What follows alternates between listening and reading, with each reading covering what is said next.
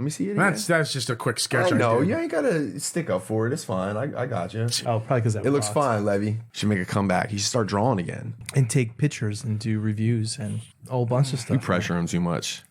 Listen. I remind him of his creativity. You can get a better picture of it here. Yeah. That's pretty good, Levy. You should color it. Ink it. You should ink it. Well, it was drawn in ink. And then animate it. You should animate it. And then make a cartoon series out of it. Yeah. I'll get right then on write a few novels. I'll get right on that, yeah. So, Customize a few figures.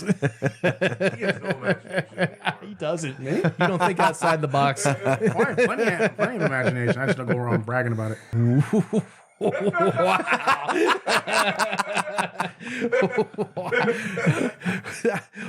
I don't go around showing it off. Wow. I don't know if that was a dig at you or me. I don't know. It was like right down the middle.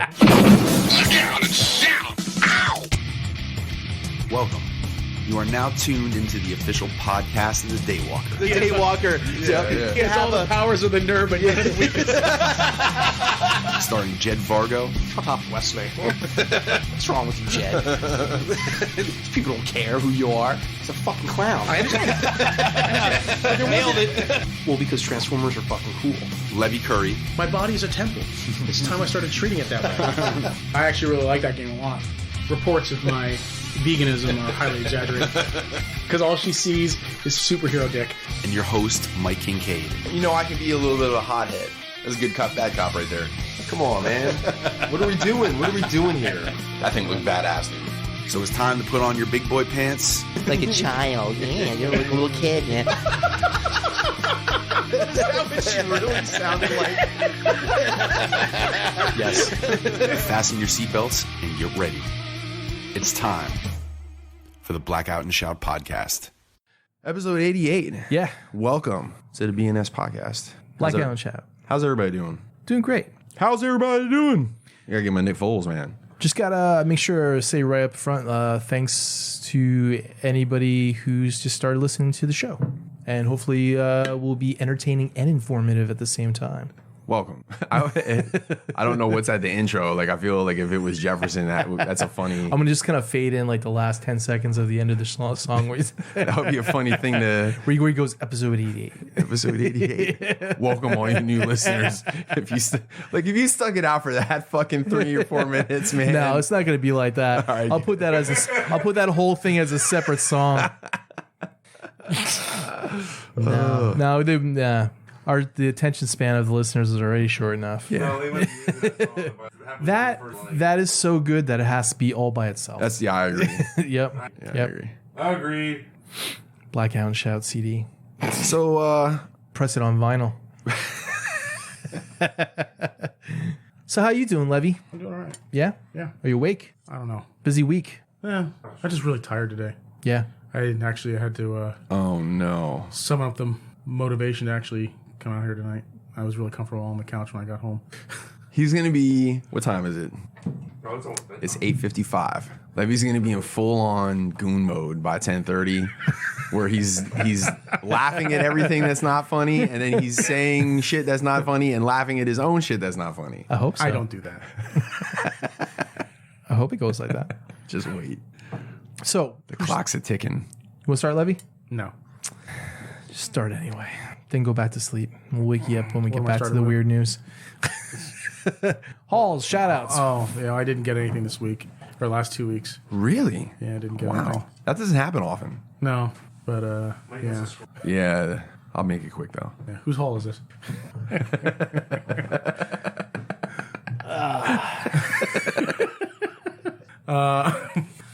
Shout out to Jed. Shout out to Jed Vargo. Why? Because this week he provided us with probably one of the funniest moments that we've had in our D&D campaign so far.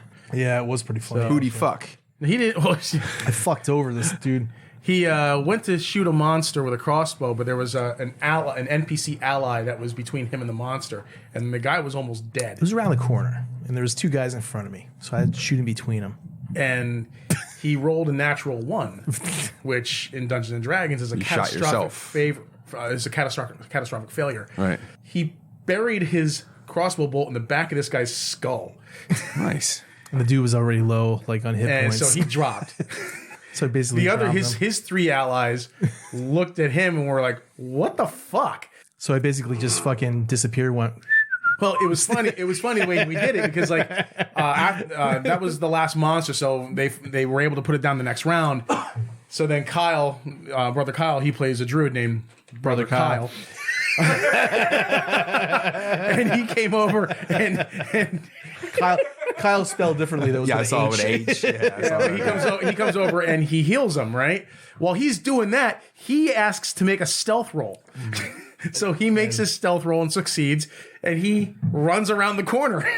I'm like, And everyone's like standing there and they watch the guy come back, and he gets up and is like, "What the fuck just happened?" And they're like, "Oh yeah, Rip here just where the fuck did he go?" I guess he had to be. It was funny. It was really funny. No. well, yeah, it is. Well, I mean, we're playing it on a computer, but it's actually like a tabletop RPG. Instead of having like Your this, actions are determined by dice rolls. instead of having the screen and the map, the little dudes and stuff, they have it on the computer now, where you can just open up software And it that allows has us the to same play shit. with So people it does the math for you all around. So. Like, because one of our players lives in Chicago, one player lives up in upstate New York. I always thought it was like a board game, but you're talking about like shooting the dude in the back of the head, and the other dude like. Yeah. Well, that's, Use your imagination. yeah. Jefferson don't have one of those anymore. What imagination? All conflicts are resolved by dice rolls. Wait. Why do you say Jefferson doesn't have an imagination anymore? He's creative. He's just not. He don't think like he.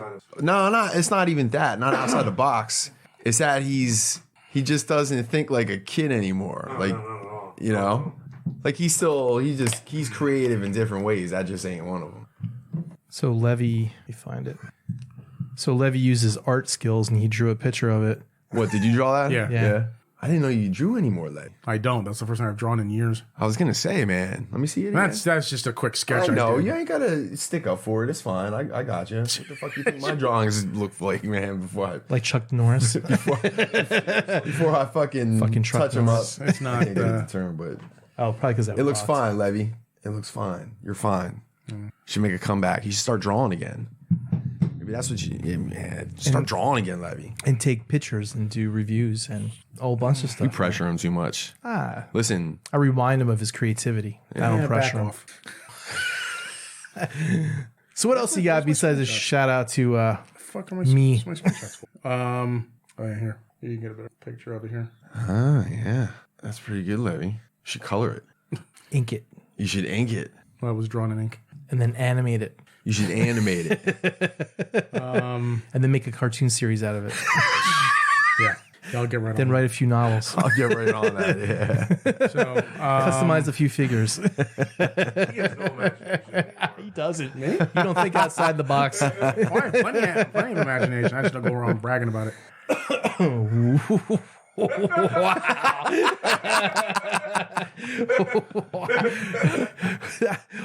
I don't go around showing it off. I have plenty of imagination. I just don't ever use it for anything. That's all. I don't know if that was a dig at you or me. I don't know. It was like right down the middle. Well, Mike does show off all of his imagination on the internet.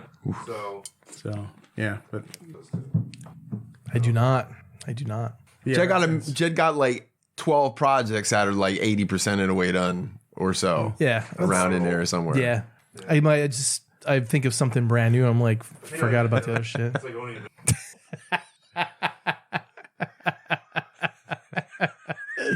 Ooh, shiny. But yeah, that's it for me. That's it. So you didn't get shit, I didn't get anything. and you just shout out to me. Yeah. Okay. Because that was really fun. Wow. That was funny. You want some coffee? You know what? No, I'm fine. We should make some coffee. No. I can go for some too. No, I'm good. Jed. Oh, Are you going to ask me next? sure. Go ahead, Mike. I got a ton of shit, man. I got Oh, great. Here for We're an gonna have to hour and a divide half this up haul. we're gonna have to divide this up between 3 podcasts. No, it's going to be fine. It's Give me going an to hour and a half haul. it's going to be absolutely fine. I am so gotta edit the hell out of this episode. We're only like 10 minutes in. Huh? I just got to find the picture real quick. We start over at this point. Oh, it's right around there somewhere. Want some snack? Want a snack? No, I'm good. Thank you. Totally don't care. Okay. Mike, you want a I snack? don't like dried fruit. Yeah, I'll try one. What is it? Mango. I'll try.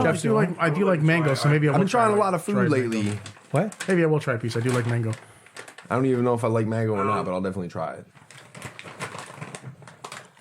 It's like mango jerky. Thank you. It's just dried mango. Oh, It's like candy, but good candy. jerky. Yeah. I like it. It's mango jerky. Mango jerky. Yeah. That's what I said. I said it first. So you get the copyright for it. I love mango. I just never want to freaking do the work to eat it. We just got to cut it down 2 ways on each side, and that's it. Yeah, it's always a pain in the ass. Wait, because you have to turn the fruit to the side? No, the pit gets to be a pain in the ass. The pit's right in the middle. You just cut it on the sides. Yeah, but then there's all that wasted freaking meat on the pit, and Well, just like when you gnaw try, it. when you, yeah, and then it gets stuck in your teeth, and it's a pain in the ass. Levy, how many pits are in a pear? I don't know. I don't eat pears. Wrong. You know there are goddamn well more than 2 pits in a pear. I don't know what the fuck you're talking about. I don't eat pears. Jerky boys. So I got. Christ. Now I definitely have to edit out all the fucking chewing. Well, you get I know. you I didn't it. realize it'd be like fucking 3 guys chewing fucking hubba bubba. Can you hear that in there, DJ? Can you hear us chewing? He's talking on his headset. Oh, well, then you can't hear shit. He's like, yeah, that fucking old guy over there. All right, so here we go. Let's try to get back on track. I'm sorry. I got Masterpiece His Hound. teammates were complaining about all Christ the almighty. chewing. Could you imagine? What do you at a zoo? What are those nitwits in the background doing? It's a bunch of old guys chewing. So I got a Masterpiece Hound that I'm still undecided on whether or not I'm going to open or not. Because if I do, Willis is out of here. Should probably look up and see how much Willis is going for these days. Probably not as much. Yeah, probably not. No, definitely not. But I would keep Willis if it were up to me. Do you know, just on a side note before I forget, I saw that the Make Toys Seekers were going for $300 a piece. What? The Skywarp, early ones. Skywarp and Thundercracker. I saw that I am too. so happy that I picked those up when I did. Yeah. Yeah. $280 I saw them for, and $300. Not Starscream, just Yeah, those go ahead and guys. make fun of me now. Just the other 2. Yeah. But I've seen people selling, Starscream too, but he's been out for, I've kind of been keeping my eye open for Sunstorm because I'm just completely brain farted on that. But I didn't, when I looked up, I think I just looked up Make Toys Seekers or Make Toys. I can't remember what it was, just all of them and shit. And I couldn't believe the fucking prices on those guys. Yeah. I was kind of blown away. I was like, wow, man. Because that's about how much the Sunstorm is going for. And there's only 500 or whatever, 518. What, How much, 280? how much does it go for? Yeah, like 250 to 300. With all the QC issues that it had? I think people just want the damn thing because they just don't know. They just don't know when another Sunstorm is coming. But the answer to that is when Sakara decides to make more Seekers, which they will, obviously. And then they do Acid Storm and Sunstorm again. Yeah. So anyway, I digress. So Hound, we'll see what goes on there. I got... So shout out to Brother Kyle for a couple things. Buy my old Superion and my old Bruticus. And Yeah, I heard there was parts missing on the Superion for the wings or something. all right, I'm glad you brought that up. Yeah. Because I want to ask you guys a question. Like, so Brother Kyle hit me up, right? He tells me about these tail wings. And I went down and I looked and couldn't find the parts anywhere. So then I started going through like old pictures of it. And the one I had with me and it, I kind of looked at it and you could plainly see the fin, but you can't, and the wings are supposed to fold up and you could clearly see that they're not there in the picture, which makes me think that they probably were never there. Because you know how organized I am, like the second I get something to open, all the parts, whether or not I'm going to put them on or not, all the fucking parts go into a Ziploc until I need them, So I'm kind of thinking that if they would have been there, I would have put them somewhere. I think you would have noticed that they were missing them. I don't know because I never transformed them into jet mode. They came in robot mode. So chances are I just put them went in from robot to combiner. arm and just never really it never dawned on me that if they weren't there. Now I'm not even saying that they weren't there, but I'm kind of thinking that they weren't. Because when I looked at those Superion pictures, they weren't. So let's say they weren't, okay? So I just sold that to Brother Kyle. I already told Brother Kyle I owe you something. Either I got to get you a new one and I'll take You can 3D print new ones. and I'll take the old one back. Do that too.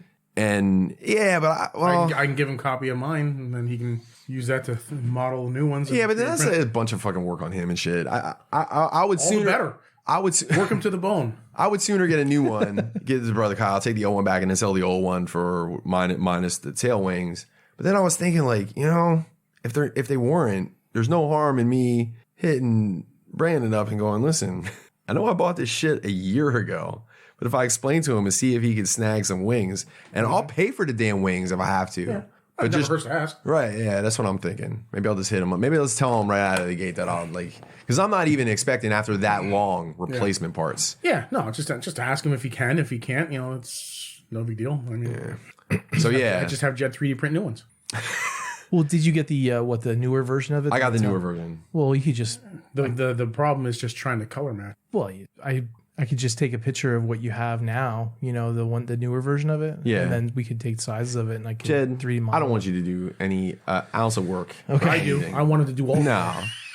No, because what's going on right now is that he's offering because he's being nice. If I could enslave him, I would.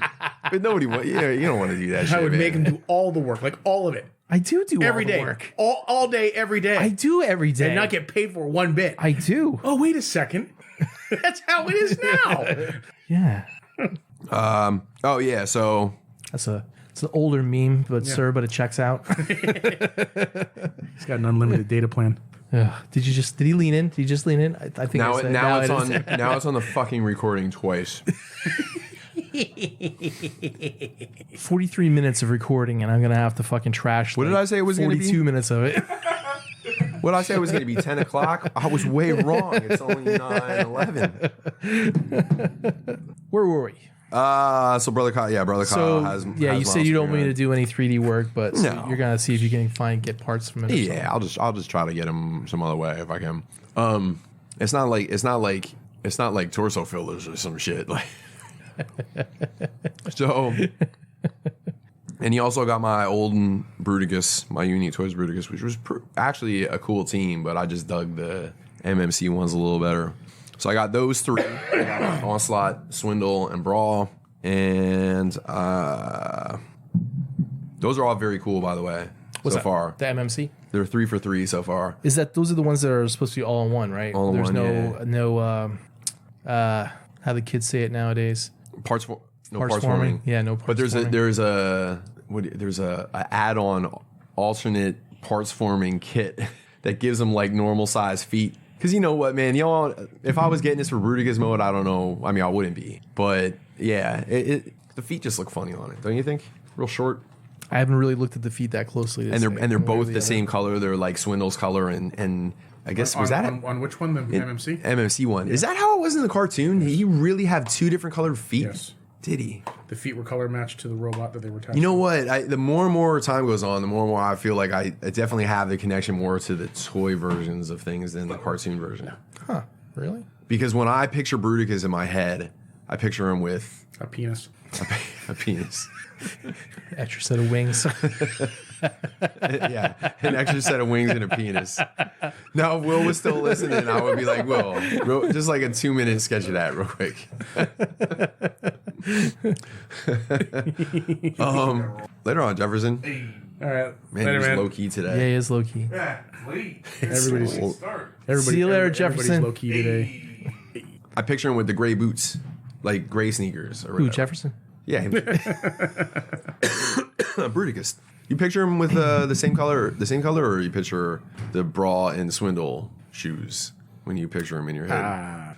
Gray boots. Jeez, I can't even remember. I like what was the gray boots, but Warbitron? I just don't like the 2 different colored shoes. Yeah, I mean, I think it looks ridiculous. What was Warbitron? I can't even remember if he had Warbitron Warbitron was had feet. brown and silver. They were different color though. no, No, they were saying they were like same colors. But they Okay. were just like they were like a brown or maroon Yeah. color and silver. It's not often I check out a robot's feet. So I mean, how often do you really notice a man's shoes? To quote Andy Dufresne. actually, Shawshank Redemption. years ago, my brother used to tell me to look at everyone's shoes all the time. You could tell a lot from a person's shoes. What kind of job they have, all that other stuff. So you're saying Andy Dufresne wouldn't be able to escape from prison? No. So shout out to Brother Kyle. the Ocular Max Yeah. Bruticus. Yeah, so far so good. Yeah. The only thing that's kind of a little weird is Onslaught's proportions are, he's got like a little bit of a longer torso and a little bit shorter legs. So he kind of almost has like a bulkhead type of look to him, which is probably off-putting to some, but when I look at it, like I understand it. Like I don't feel like they should all be proportioned the same because I feel like people are proportioned different, and why would robots be any different? Because they're mechanical constructs. Yeah, but why would they? I mean, look at the. I mean, like if we're really gonna get super technical about it, if robots landed on this planet from another planet, they would probably look more like the Bayverse shit. They would look like insects. Think. Insects are four-legged dogs. Yeah.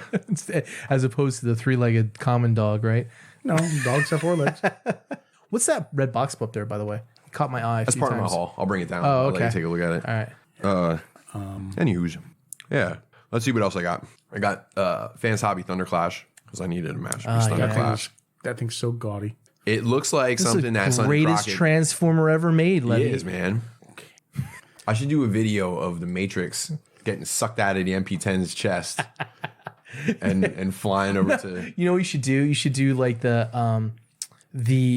Optimus Prime with like the Matrix thing, or no, the Matrix and Optimus Prime with the meme where the girl's walking this way and the couple are walking the other way, and it's Thunder Clash, and the Matrix is like looking, and the Optimus Prime's like, what? It would be so like underground, but like the people that would get it would love it. Yep. Yeah, that is pretty good. Yeah, man. Miami Vice Prime, as I call him. He's cool. Miami Vice Prime.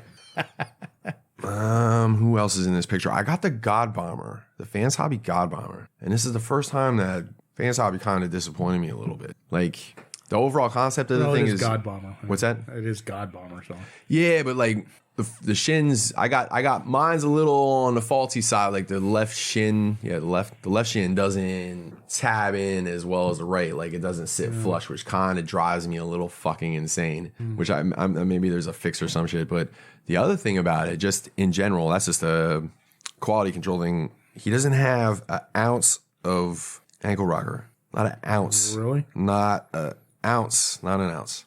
Wow. Flat feet. So it's kind of. people probably figured he was just going to be Armor. used as armor anyway. So why bother giving him ankle?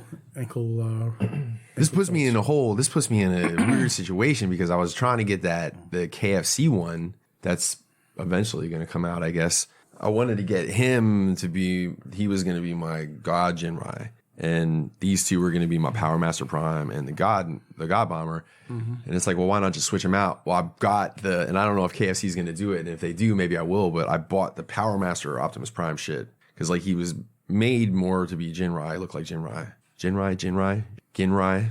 I don't know. I still don't know how to pronounce it. But there was like a update or a upgrade kit that had the actual like comic book Power Master Optimus Prime head and the blue hands and shit. So he's kind of.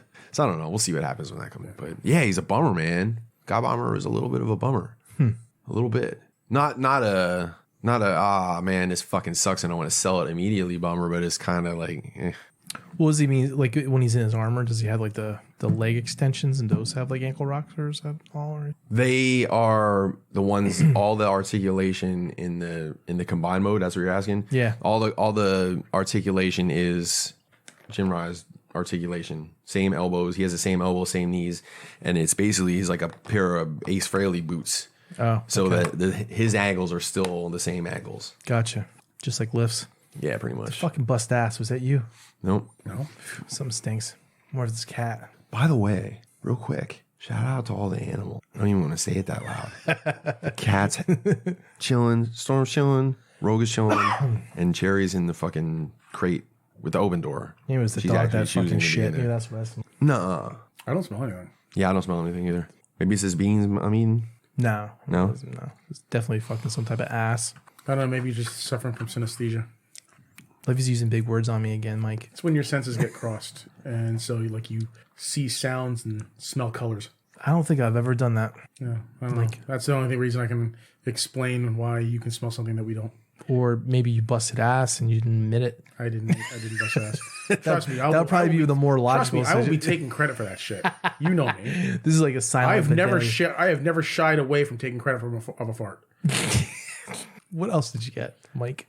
He'll shy away from shit in his pants though.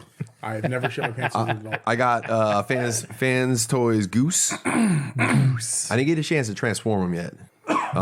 So I can't really speak to that yet, but How heavy are those Fantoys Superion Limbots? They're very die-cast on them? very fans toysy. Yeah. Do they have die-cast on them? If I remember correctly. Been a couple days since I handled him. Yeah, I'm pretty sure. Yeah. We'll have to see what goes on with that combined mode. He's gonna weigh like 85 pounds, man. They're probably just gonna sell you an Action Master. Dude, the day that happens, my entire top shelf of shit gets sold. The day it happens, Levy. I can't believe it hasn't happened yet. I don't want to keep rehashing, but can't believe it hasn't happened yet. It's true. I got who the fuck is that? Oh, Motormaster. X-Transbots Motormaster. Yeah. Who's pretty fucking cool, man. I saw the paint on like a lot of pictures of him, and the paint looks really nice. Dude, the truck mode, the alt mode is fucking gorgeous. I can't wait to get that trailer. Yeah. Mine's in my stash yet. Yeah, he great alt mode. Transformation was like, wasn't infuriating. Even though it was robot mode was pretty good. The backpack, I thought the backpack was gonna bug me. And I think maybe in comparison to the other Motormasters, it just made it stand out more. But like when I got it and had it in hands by itself, I looked at it and I'm like, man, this doesn't. Like his backpack is bigger than Fans Toys, isn't it? Oh yeah, is it really? Yeah, it's bigger. It sticks out. Which makes me wonder, like, how the hell is that possible? Because I can understand Fans Toys having a giant backpack because that's the entire truck and trailer, one robot. Right.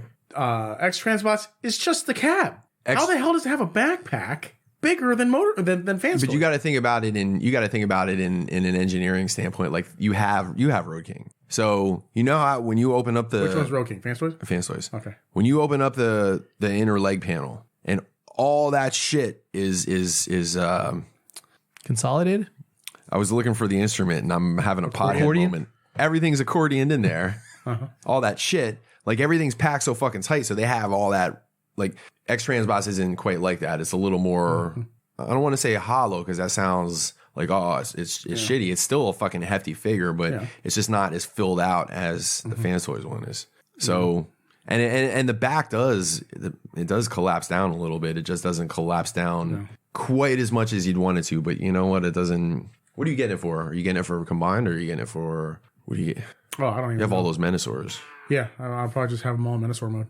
All of them? A lot, probably. I don't know. I might have a set just for robot mode. I don't know. If I had all those, if I had like 4 of the same team or 3 of the same team at least, man, I would definitely one of these. This one might be the alt mode one, like the X-Transbots. If I had all of them, that might be end up being my alt mode. I don't know yet. Let's see. Yeah, if I were gonna do an alt mode team, it would be the X-Transbots one. Or, robot mode. Although the IDW one. Transformation, man. Those vehicles are badass too, man. Dirge. I got Dirge. Make Toys Dirge. Did I say that already? No. Make Toys Dirge. Not bad. Don't know about Ramjet and Thrust. It come with the wing fillers. It did come with the wing fillers. Yeah, I didn't put them on yet. I gotta they came with little like adhesive pieces that I have to slap on that. Apparently, nah, you don't need to. They go on just fine without. Oh, for real? Are you fucking with me? No. Okay. I can't tell because you're kind of like. No, you're out of it tonight. You just put them in and they snap right in. Well, because the Superion came with a new piece, a cartoon piece for the chest, and you actually if you're just standing it on your shelf, you can kind of like sit it on there or whatever. But if you want it to like really hang on, you got to put the little adhesive pieces on. But that's that's like a die cast piece. They made that die cast for some reason. Yeah. But anywho, seems out of place because really, because the bottom of the feet had die casting, but that was more for stabilization, I think. Yeah. I think putting a die-cast piece so high up on the figure would shift its center of gravity. Yeah, I'm just really fucking curious, man, about this the Menasor. Stand straight, you want to center gravity low, like a lot of people learn this stupid broom thing. Yeah. Did you handle Road King at all? Did you feel how heavy it was? Oh yeah, yeah. When you first got him, it's crazy though. Like you think about all that weight up top. Like yeah, it's I haven't got any of those at all from any set whatsoever. I'm waiting until.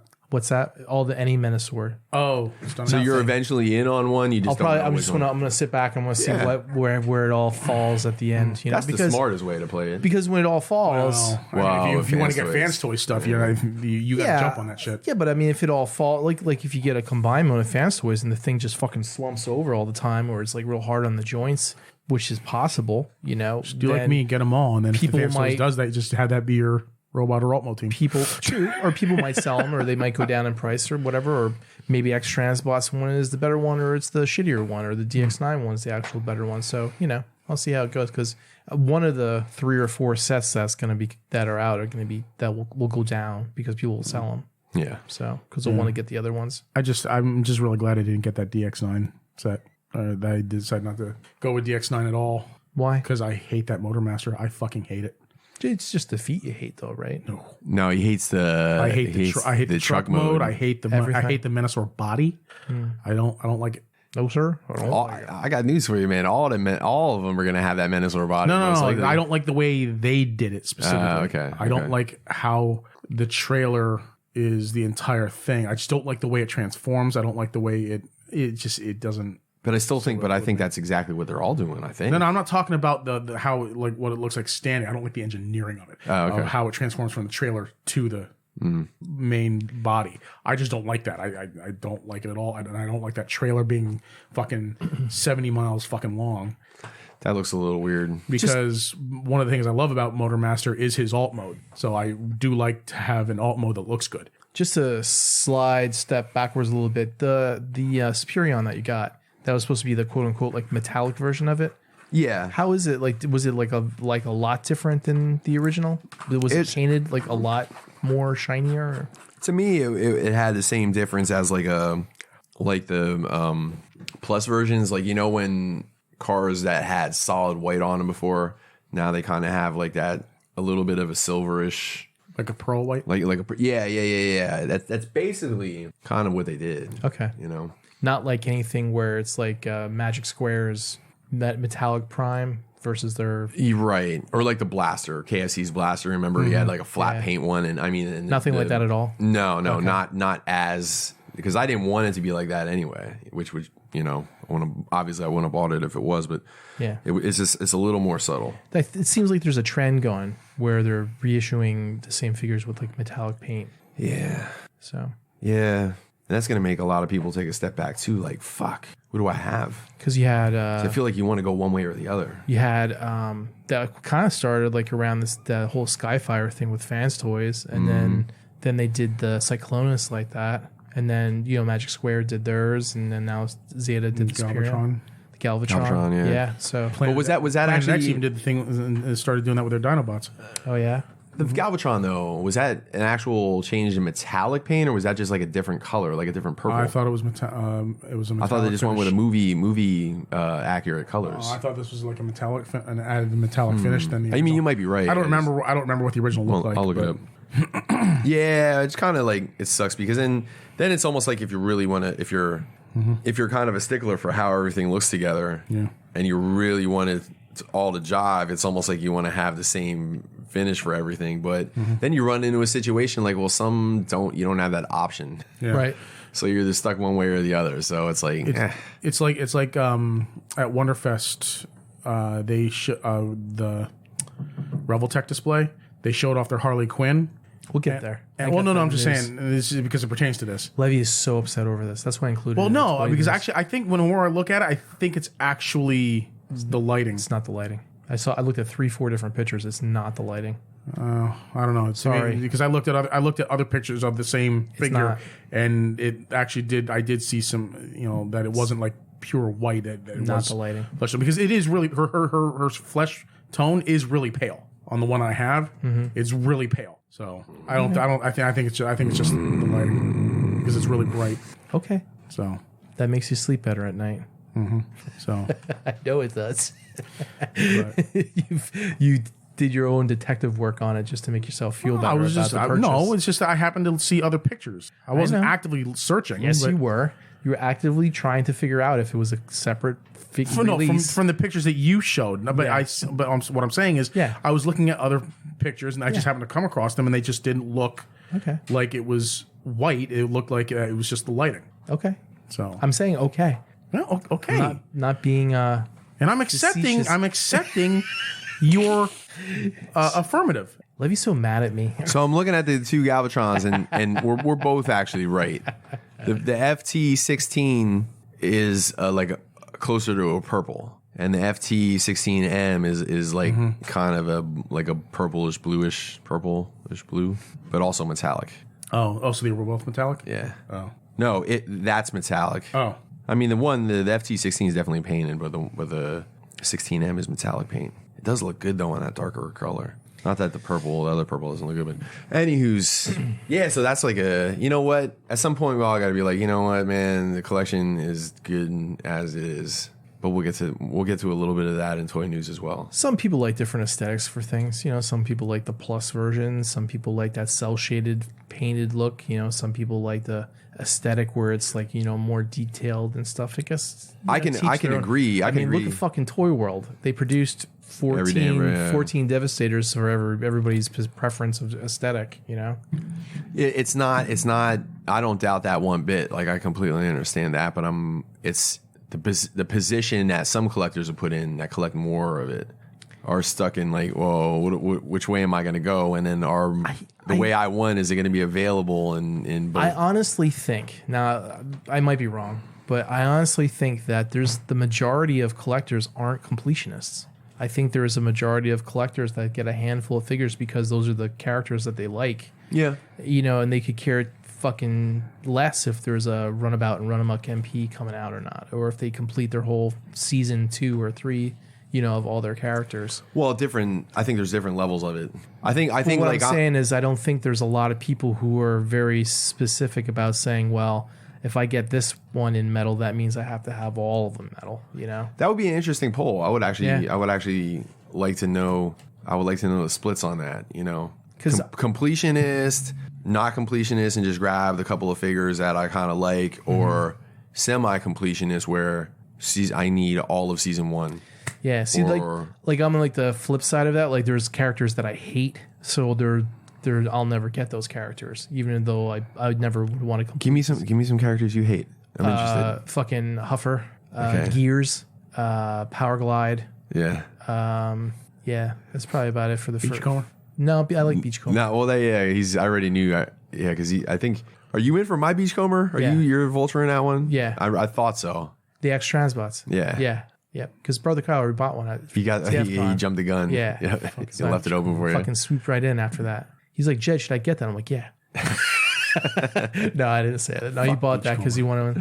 You don't like Beachcomber? Fuck Beachcomber right in his fucking ass. Beachcomber's a hippie like me. Fuck him. I like. Levy, see, this is what Levy needs sleep mode. It's the Harley Quinn set him off. Sucks.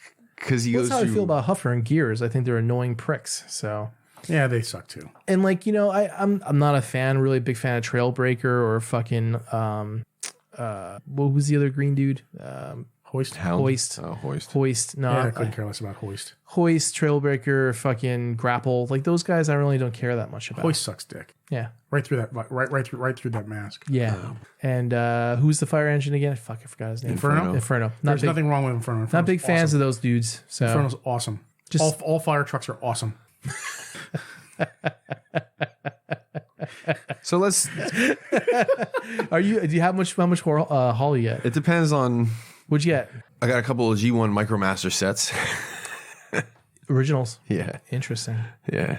You used to have those. I used to have those. Then you I remember sold you them all. said- And then I remember you sold used to them see all. those. Bought them all again. No, I bought them. I used to see those at Kmart. Fucking for like $4, Yeah, $3. Yeah. yeah. So I don't know why I sold them. It was when I was going through my. Because you didn't want them. It was my 40-year-old virgin post 40-year-old virgin viewing, and I was like, I gotta sell half of this shit. What the fuck am I doing with half of it? And the Micromasters were. It was like a rash decision at the time. And then after I thought about it, I'm like, man, I shouldn't have got rid of those. That's like was going to be in like about 5-6 years when all the Beast Wars figures fucking jack up in price. He's like, I Getting shouldn't have Beast sold. Wars Yeah. now. You know what? I told Tyler. Beast Wars shit again. Yep. No. That will never happen in a million years. But That octopus is really cool looking. you know what? The octopus is the only one that might happen. Just because I need one for Cup and Hot Rod. It always starts with an octopus. Huh? It always starts. It always starts with an octopus, and then he's just gonna move on to it's like, oh, I gotta get this now, and I gotta get Octopus. I did tell Tyler that I could see like when the collection really dwindles down and I'm only getting one every once in a while and I like need something new to collect, that I might get Legends. I could see getting like the first season of Beast Wars as Legends because they would scale rate and it's part of G1. So I would just get like the 5 and However 5. you want to rationalize it. Well, whatchamacallit's doing those now? Who's doing that now? in Yeah, Legend size? there's a black. I think a black Arachne is out there. Yeah, as a they're doing that. legend or some Isn't shit. that Magic Square or No, Transform Element? I think it's Transform Element. It might be Transform think you're Element. right. Transform Elephant. Elephant, yeah. But that T-Rex, the Transform Octopus. Megatron is no good because that's like transmetals. Fuck transmetals. Yeah, but it looks really cool. It looks all right. Yeah. So I got those Micromasters. Fuck you, Jay Bren. Jay Bren fucking talked me into it, man. Was that part of like the whole like race car sets? I'd say I got the race car patrol, the rescue patrol, and the off-road patrol. Off-road. There was a hot rod patrol, right? Hot rod patrol. Yeah. Yeah. Was there one with the Hot rod patrol was like with all the old school looking what was the one with the ship? The looks like countdown. Countdown, yeah. Was the countdown? Yeah, countdown's gonna have to happen. That was on its own. That was one big. Was it on its own? But like I thought it came with like a bunch of little Micromasters. Just one little guy. Oh, just one. Okay. Yeah. Wait, was the little dude named Countdown or was the whole thing Countdown? You know what? I think the little guy was named Countdown. Okay. With like Rocket Base or some shit. Yeah, that sounds right. Yeah. Okay, yeah. But then there was like Ground Shaker, Skyhopper. Yeah. There's a couple like intermediate vehicles, and then there was the ones that like combine the little like the tanker truck, Oh, you know what else you could do? little You bases. could get all of G2 stuff. No. No. Because G2 is just a bunch of fucking repaints, except for like Gaudy except colored for repaints. some of the Those new jets like were the cool. characters or whatever that they introduced, like Those jets were cool. the Cyberjets. The Cyberjets were terrible. No, they look cool. When I look back at them now, I'm like, They're the oh, ones they're that kind like of auto transform, like where you just flipped it and they all just no. You're thinking of the auto rollers. no. No, the ones where they come with the little fucking sight thing in them, where you can look through them and there's like a little target. Are you sure you're not talking about the auto rollers, man? They made it. Decepticons looked just like the Constructicons, like two Constructicons that flipped not up. the auto rolls. But then there was jets. They Autobot were, jets. I thought the Cyberjets were the ones that transformed like the early Beast Wars ones, like Rat Trap. You know, when you would just flip up his tail, he would just automatically transform. It was like spring loaded. They had jets like that too. It might have been them. Yeah, Those aren't the ones I'm talking about. talking about the ones with backwards wings or whatever. Yeah. Had like the long skinny missiles that you. Yeah. Those are the Cyberjets. So if they did the same thing as he's talking about, you know, let's just say that I'm not collecting cares? any of that shit. Yeah, who cares? Yeah, that's where I was going. I got what else did I get? I got I got the urinal bot, the Waterman toy wolf. Really bizarre. It is really bizarre. I was kind of hoping they were going to do like the rest of the bathroom, like maybe a tub and like a sink. But now but instead of going that direction, now they're going some weird. We can go over it in toy news, but they're going in a really oddball direction. Yeah. With that line, so I don't know. Might be done with Toy Wolf, but he was cool though. The little guy was cool. What else did I get? I got. I got this book from Vanessa. These guys? Like, are you talking about these, the ones that transform? Cyberjet. Yep. Yeah, they auto transform. So this is Transformers: A Visual History, and it's I'll pass it around in a second. It's like That's a nice cover. it's very cool. It has all the artwork from. Oh, it's got the gold leaf on the outside of the pages. Says the Cyberjets are small-sized jets with highly posability, intricate transformations, and pressure-launched missiles. They were among the earliest fully posable Transformers, prefiguring the Beast Wars line. Light piping in their heads. Yeah, I remember that shit. So it's just artwork from different parts of Transformers history, packaging, and That's cool. A little bit of cartoon, a little bit of comic, a little bit of Studio Ox. That looks like Yeah. that Studio Ox shit, man. I love that shit. It's so cool looking. But anyway, that's what Something got a lenticular cover too. Vanessa got me for. Oh, but it's Bayformers.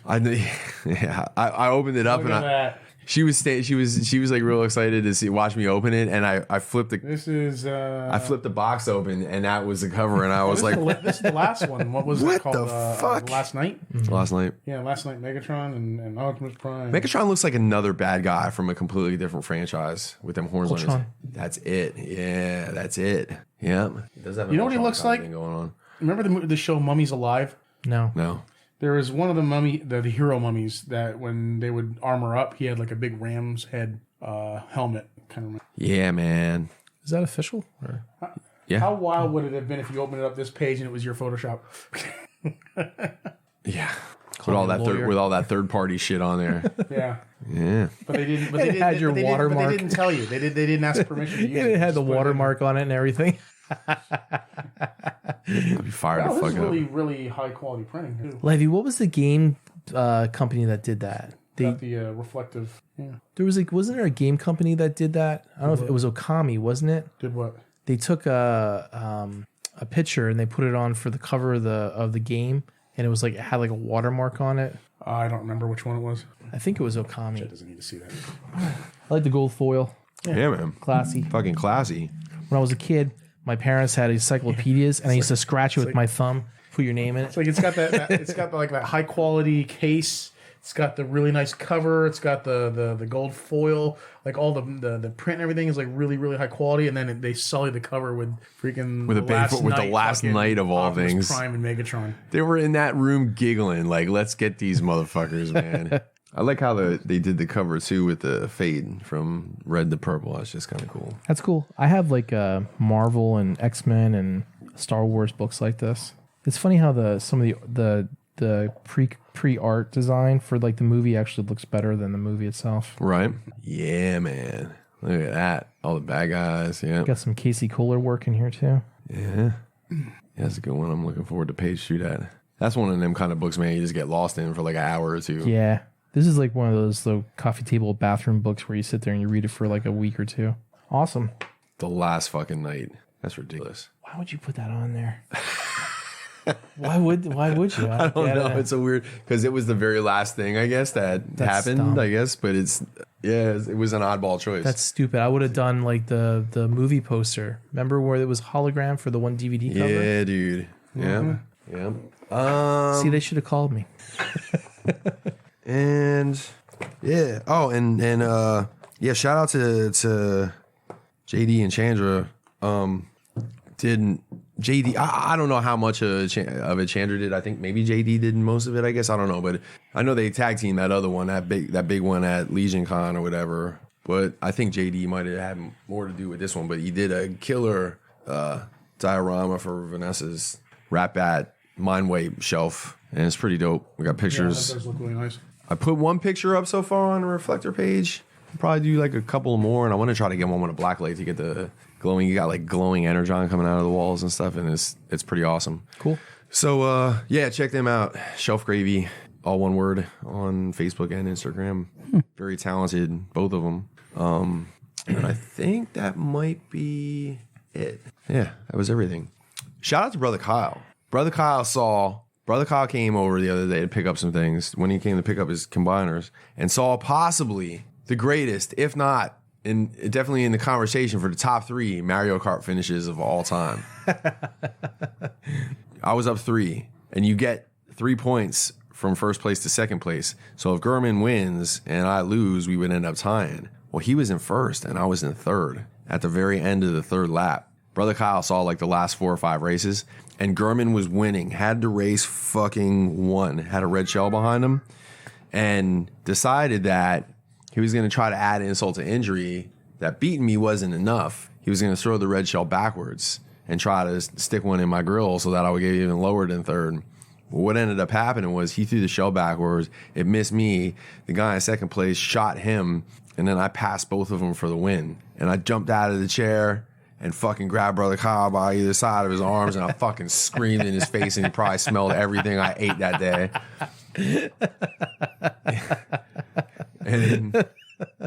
And it was fucking incredible. And I told him I was charging him a couple extra bucks on his Patreon because, you know what I mean? That was you just seen a major Mario Kart event right there, you know? Live. That was you know, like the Hail Mary. Well, he saw basically a Mario Kart Hail Mary. You know, when you guys play, like, you should fucking stream that shit on Twitch. Dude, I told Gurman, for as smart of a dude as Gurman is, he's a fucking nitwit, right? Mm-hmm. Because, like, he's afraid that he'll be portrayed in a way online that he doesn't want to be portrayed.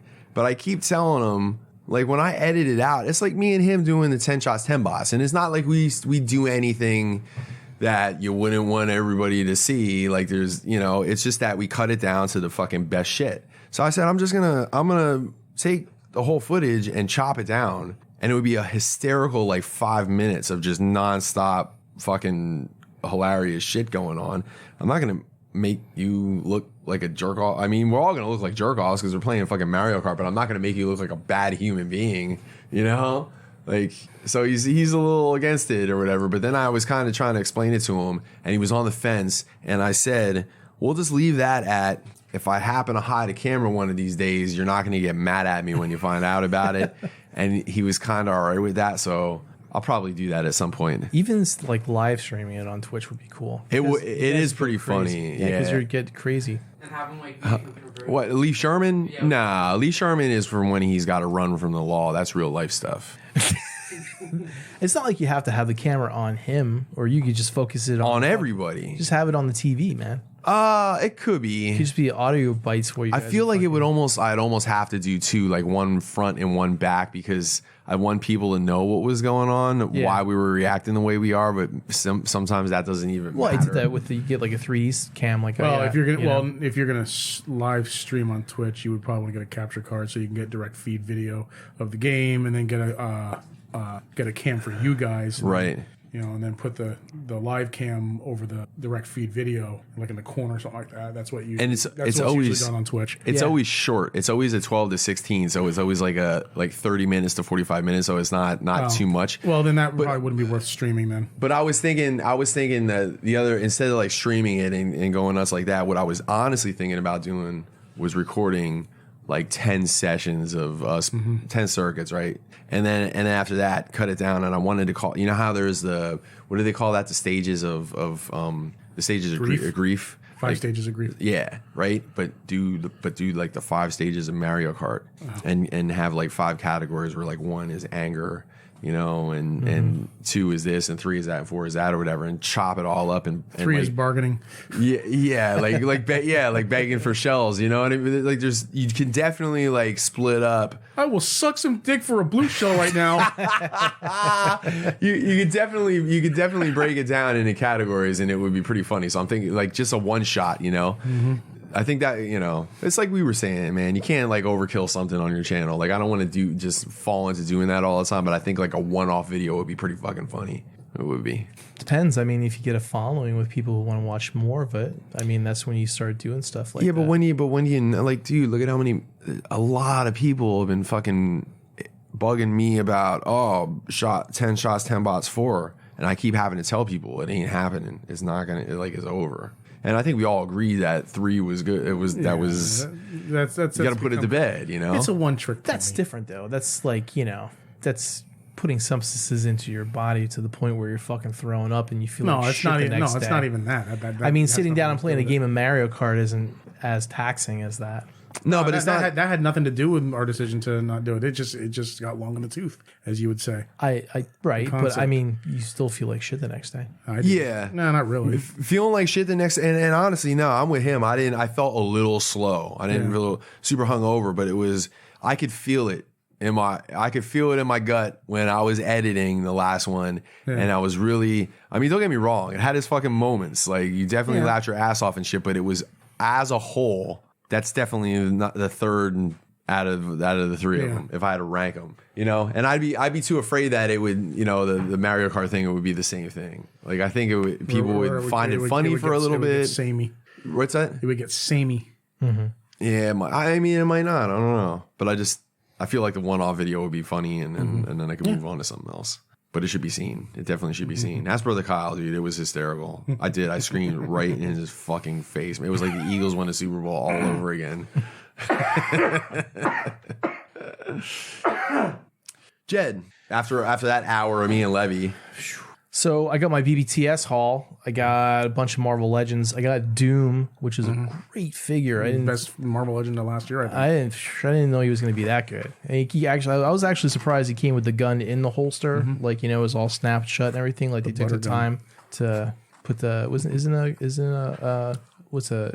it like a German Kruger, or what they call Luger. Luger, sorry, Luger. Yeah, no, I call it the butter gun because in Marvel vs. Capcom, his jumping heavy punch is he would just take it out and go like that and just shoot a big yellow laser across the screen, but it looked like a big stick of butter. So people call it the butter gun. So yeah, I got him, got Cloak. So I got match up, you know, the dagger that I got for like $4. I got Bob Ross. Oh, did you get him? Yeah, I got Bob Ross. He was in my stash forever. I was actually surprised that he had soft goods. Yeah, I think I should. They had like fucking clothes, Bob Ross. you know, and pants. I don't know that I like that. The whole soft. I think if they came out with a Bob Ross that didn't have soft goods, Yeah. I would probably end up. Yeah, I was surprised. I was like touching his hair. I thought it'd be like all froey or something.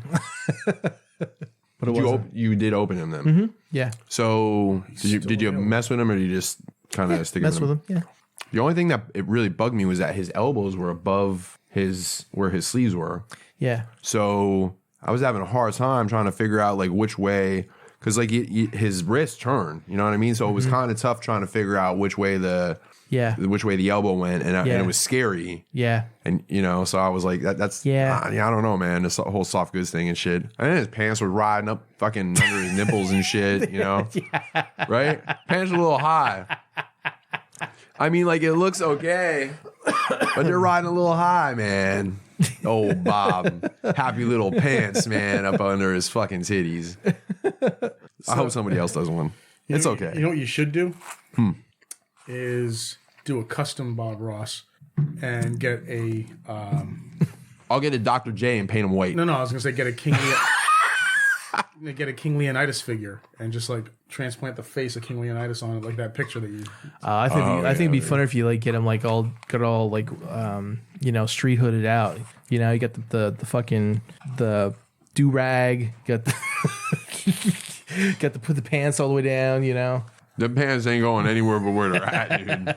Yeah, so I got Bob Ross too. I got the Castlevania figures that the Filipino toy pusher pushed me into getting. I didn't push you into shit. I just made you aware of their existence. That's pushing. That is not pushing shit. That's pushing You my made the buttons. decision. You made the pushing my decision to hit buttons. the buy it now button. So I bought those, and they were like $25 a piece, whatever. They're Diamond Select, and they weren't worth $5. I mean they're like I had said before. There, I was excited and disappointed at the same time because they came with all this stuff. Like it was the funniest thing. It was like the only haul that I ever had where I got 2 buckets.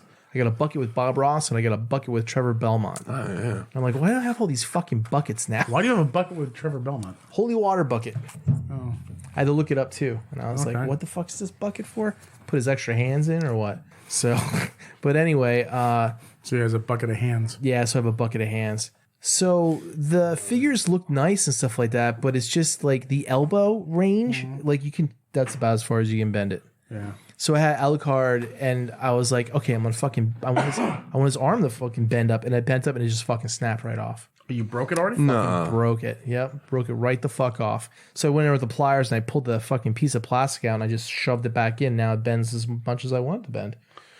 So I have it actually like this, and it sits in there just fine. So then when I was taking Trevor Belmont's shit out of the packaging, he comes with the 2 whips and the chain whip, and I was pulling the chain whip out of it, and as I was pulling it out of the plastic, it just fucking broke right in half in my hands. Just fucking fell apart, which is not a big deal either. I could just take the piece off and put it like on a fucking necklace or some shit, you know, do the fucking super customizing on it.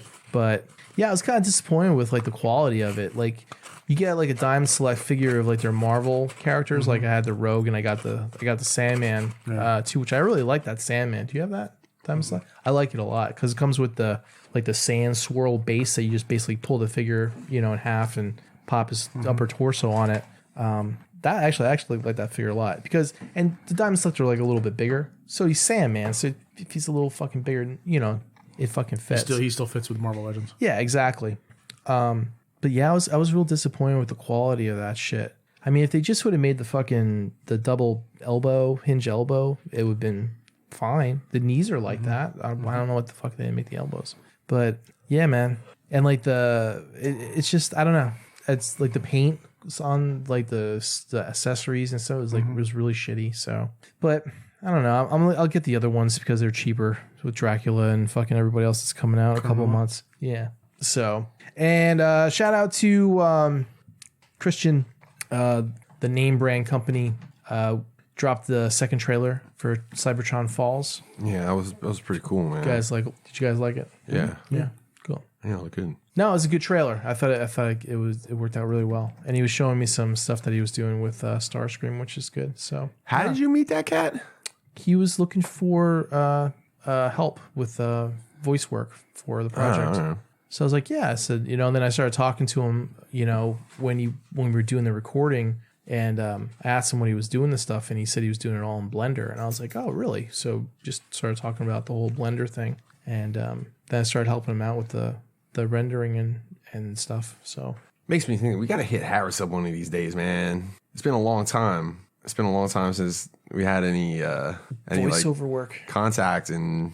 He's been doing all those little shorts. Those video shorts and stuff like that. I'm assuming that he's gonna put it all together eventually at one point. So. Yeah. But yeah, that would be fun to get on again. Yeah, I gotta get back to my stuff too. I've been like busy with all this other shit, and then I had to make that fucking Patty the Pig puppet for my daughter.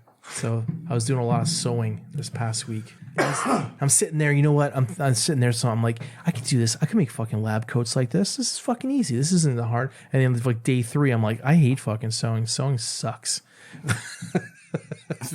I'm like, fuck this shit.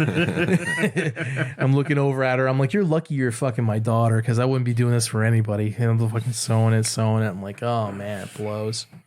So shout out to my wife. She went to Walmart to look for Legends, see if there was anything there. She's like, I think I found a figure that's really rare. I haven't seen it before. I was like, really? I'm like, which one did you see? And she's like, she kind of looks like a rabbit. It's like a bunny, like she has bunny ears and stuff like that. I said, no. I said that's not rare. People are trying to give that shit away. That's White Rabbit. I said that's the character that Marvel was like, wow, we got nothing. Fuck it. That's B Rabbit from 8 Mile. B Rabbit. Yo, Rabbit. They're calling your name. B Rabbit. So yeah, so she was excited because she saw it and she never saw it before. So, but I told her to look for the Jedi Ravan, but they weren't around. I gotta go to GameStop tomorrow. I gotta pick up my NECA stuff. The NECA Splinter, Shredder, and the Foot Clan. Yep. They come out tomorrow. Nice. Ooh. Yeah. Got 4 feet pre-ordered and a Shredder and a Splinter. So can't wait to get those guys. 4 feet. 4 feet. 4 feet clan.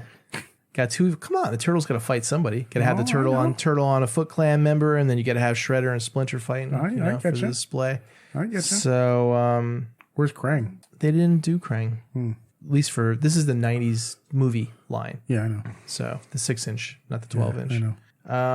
I'm kidding. I don't know. I know. And today's Valentine's Day, right? It is. So happy Valentine's Day to my wife. Happy Valentine's Day to my Valentine, Dakota. I miss you, baby.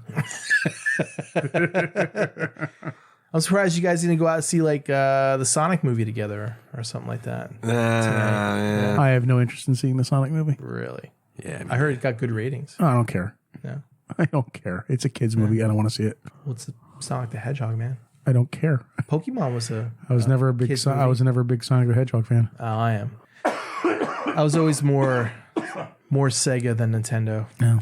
Sega characters anyway. If they were to come out with an accurate and true to form Super Mario movie, I still wouldn't care. So, Yeah. I just don't care about those kinds of movies. Just don't really give a shit about anything. Not about those movies. No, I don't want to see. I don't want to see a movie about those guys. I couldn't care less. So. That's you, Levy, and this is my hauls and shoutouts. So therefore, you can't say anything different than what I'm saying because it's my opinion. So happy Valentine's Day to you, Levy, and happy Valentine's Day to you, Jed. Mike. Hey, man. You should make it little hearts made. We'll say "fuck you, Jed" on them. Little candy hearts. I wish I thought of that because I could have just taken a picture of a heart and just put your name there and just say "fuck you, Jed" and just post it on your timeline. That would have been great. There was missed opportunity there. We should have did some BNS Valentine's, like funny Valentine's, man. Mm-hmm. like I'm not with me. Yeah, you Jed. You should have did them. I know. No. Not you. I mean, what do you do around here? Yeah. You ain't got your hands full. Could have had plenty of time to do that shit. And that's it. That's all. In between editing and posting every day and working on programs. Yeah, man. I was like trying to write these programs with the Facebook API, and because of all the shit that went down the past year and stuff, they like really closed it out. So it's hard to get the API for Instagram and Facebook be as open as what it used to be. All that, and then there's that pesky day job. Yeah, which I've been slacking on. I've been training on the same fucking training module for about a month now. Every week they get the update. So just training. Yeah, I was like, it's hard. But no, I got to get back to my animation next. That's like cleared out my board for that. So I wanted to get the fucking Patty puppet fucking done, and I did it. So I'm happy. My daughter's happy, and now I can move on to my next one. I completed a project. See that? Yeah, man. Yeah, 100% done. Not 80. So I'm happy. I look back and I go, I'm never fucking sewing anything again. Onward and upward. So that's it, guys. We move on to the news. Yes, please. Finally, after 2 hours. Has it been that long? Jesus. Nerd news. So, did you hear that Kirk Douglas died? Yes. Kirk Douglas was 103 years old. He didn't look a day over 98. Nope. American actor best known for Spartacus. He was in The Final Countdown, Saturn 3, 20,000 Leagues Under the Sea, and The Fury. I read about The Fury and I was like, it sounds like an interesting movie. I should probably watch that. He was an honorary Oscar winner in 1996.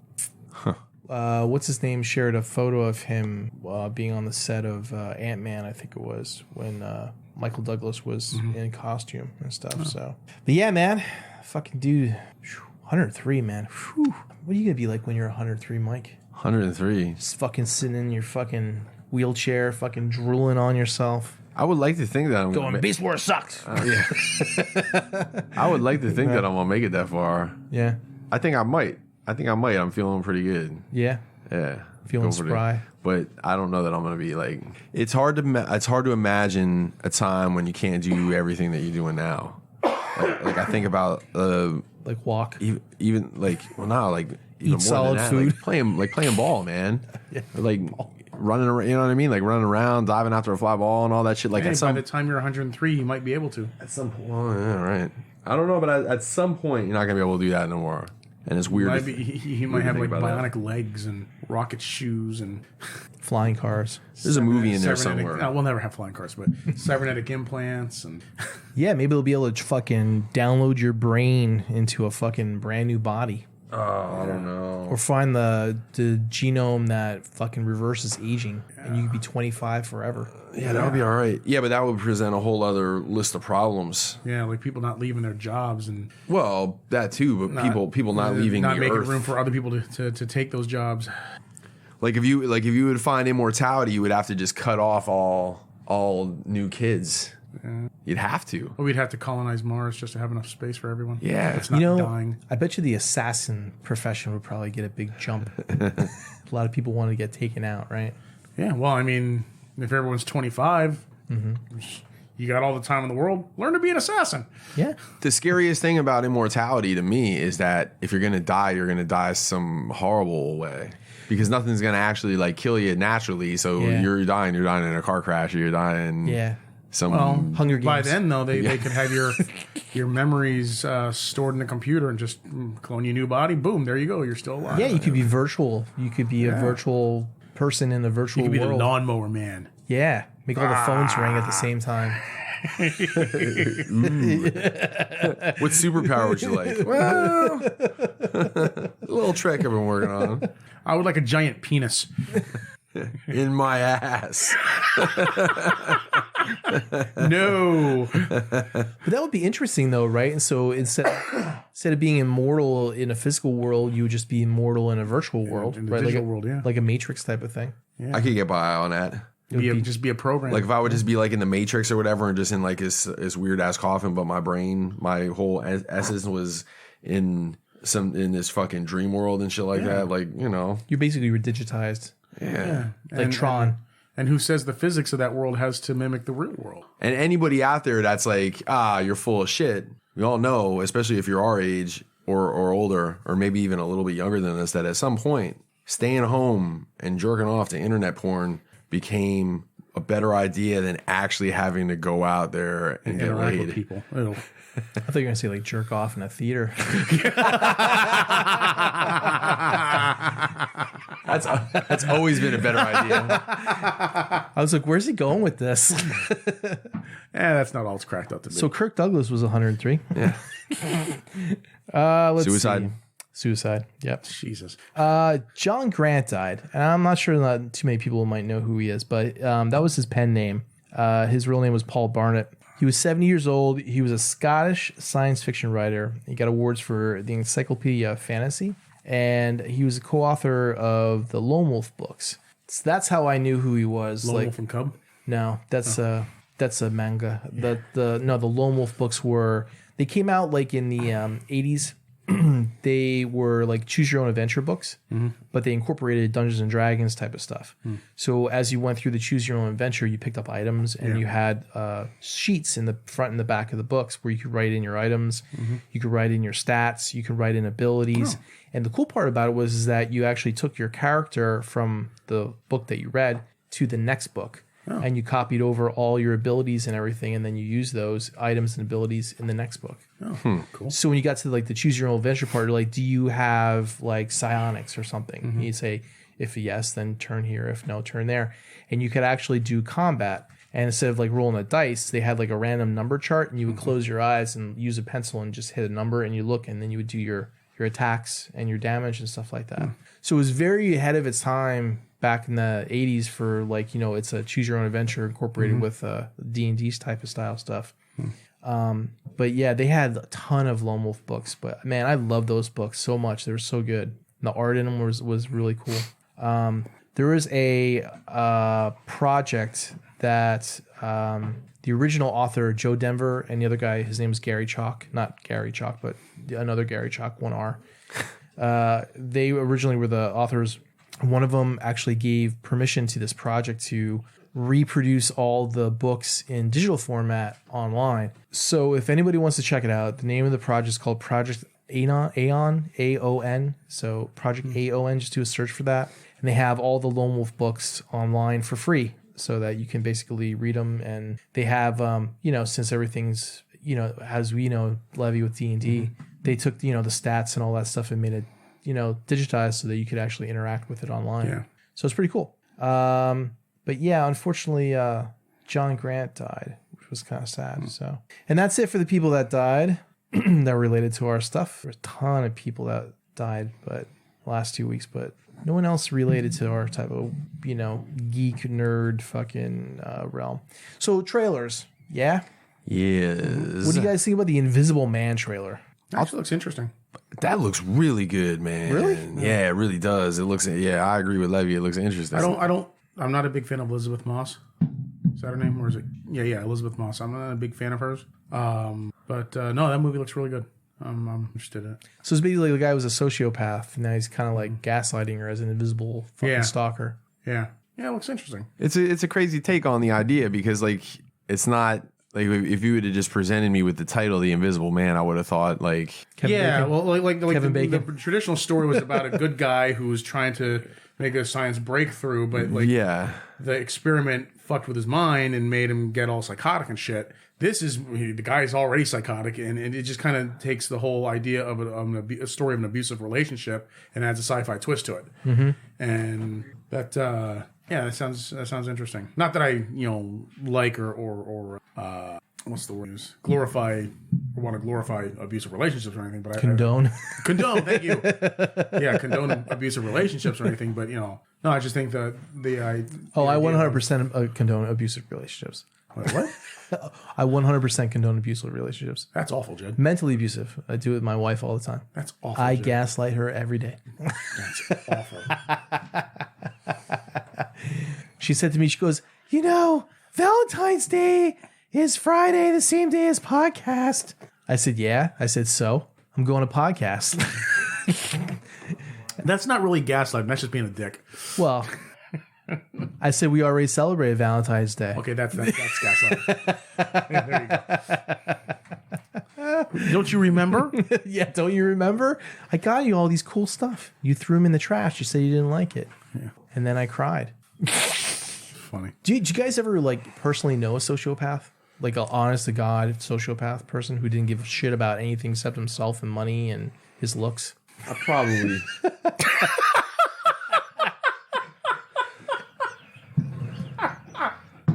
What? What are you laughing at, Levy? I thought he was serious up until the last one. Oh, that's so funny. Just the look he gave you. I leaned in and did a turn.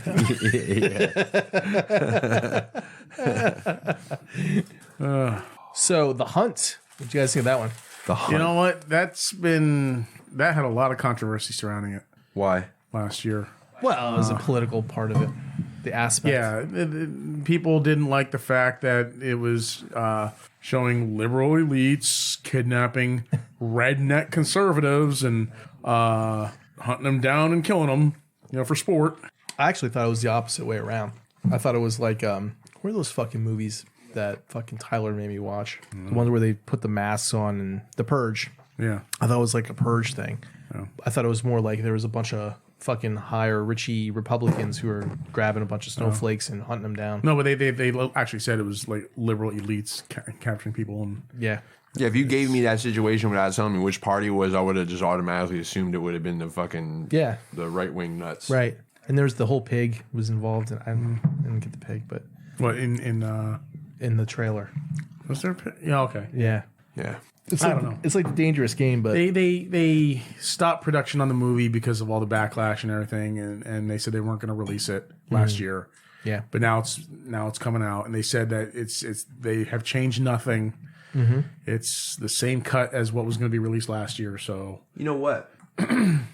They should just let the people write the fucking movie. what's that? I mean, They should let what? just let the people write the fucking movie. There's a lot of insensitive people, and there's a lot of weirdos out there too. Look at when the Joker movie came out. A lot of people were like, "Why are you releasing this in the theaters? Don't you think it's going to spark like a lot of people coming in, like killing people in theaters and gunplay and all this Right, other right. shit?" And It didn't. did nothing of it. My Nothing favorite was that was- meme that was going around of like, the Joker's going to make everybody go crazy. And then they just showed like 20 different people doing the thing on the steps. Yeah, And that was it. Yeah. it's the same idea with this. It's like Yeah. fucking. Just the other thing too is, just let people decide if they want to go see it. Make the movie, release it, and Go to boycott it. Boycott it. Yeah, if you don't want to Yeah. go see it, don't go see it. Just, You have freedom both ways. exactly. If you want to push the freedom of speech thing, everybody should be able to make. If you got the fucking money to make a movie, Everyone's always for make the freedom of movie. speech until it's something that they don't like. And then Right. it's like on social media. Keep scrolling, keep on fucking walking, keep driving past the movie theater if you don't like it. Write Yeah. your own fucking movie. Yeah. Go see something else. Go see Sonic. Don't go see Supersonic. Don't go see Sonic. so- Supersonic. No, actually, I mean, I hope the Sonic movie does good because they worked hard to right the ship with that movie, and I think it deserves success. That's just that I don't want to support it because it's not something I want to watch. My dad said something funny. I was up at his house before I came here, and he said, "If I had a magic wand," I was afraid where he was going to go with it. If I had a magic fucking, I get rid of all the snakes in Ireland. if I had a magic Yeah, that's fucking what he was wand, every asshole that I ran into that I didn't like, which is most of them, I would turn them into dogs. And he's sitting there, as he's saying this, he's got 3 9-pound dogs sitting on him. Can't take him into public either. Your dad's all right. Are you excited, man? Season 2 of Kingdom. Yes. I came out of nowhere. I saw that, and I was Yeah, like, I knew it was coming out this year. is that Korean? Is that Korean? Korean, South Korean, yeah. So on the Korean Netflix that popped Yeah. up, and I was like, it's just a little teaser, but I was like, oh, it looks awesome. Dude, I had forgotten about it until I saw the trailer. Yeah.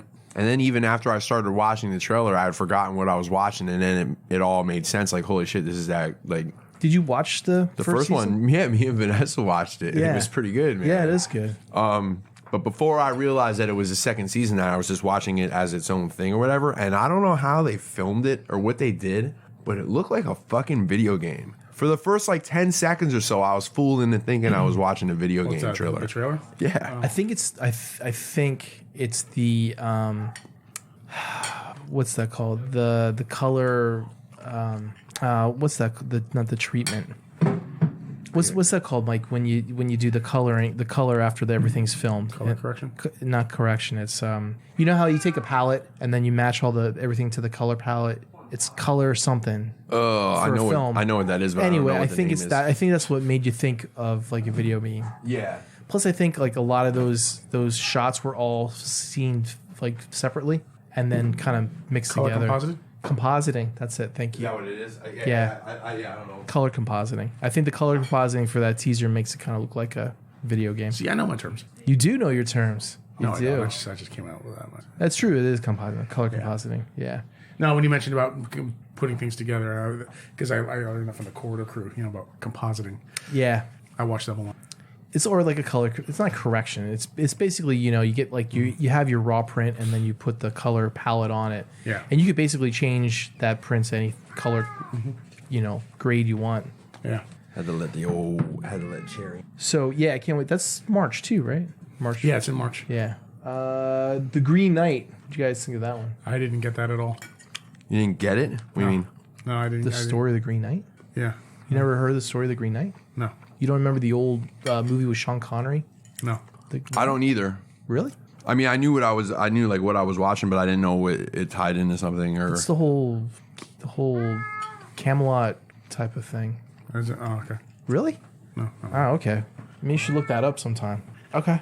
Let's move If on. it's anything like Excalibur, I don't think so. Because Excalibur sucked. I was watching Ready Player One the other night, Yeah. and I thought of you when they were doing the magic- Al-Nathrak Yeah. thing. I'm like, I remember Levy telling me about this part because he said he appreciated knowing what it was. The Green Knight that's It almost made Excalibur worth sitting through. Stop! Excalibur's awesome. God, it was terrible. The Green Knight that's a movie or a series? A movie? It's a movie I'm in. I think it's a movie. Yeah. It looks fun. Is that Dev Patel? I don't know. Anyway, so The actor? Green Knight was about Gawain, Sir Gawain. Okay. And that whole story. Oh. But yeah, I mean, like, I know who Sir it's a Gawain is. classic poem, I guess you would call it, or whatever Okay. about that. So I'm just not familiar with that particular story. I know of King Arthur and the Knights of Justice, but yeah, actually, Terry Gilliam. he just totally glossed over that. Yeah, No, he didn't. Sir Gawain and the Green Knight. Come on, no love for King Arthur and the Knights of Justice? No, it's an awesome cartoon. Yeah, it is a poem. Yeah, Sir Gawain and the Green Knight. Anyway, let's see. So, Castlevania Season 3 trailer. How fucking awesome was that? Ooh, Man, like, what's wrong with you?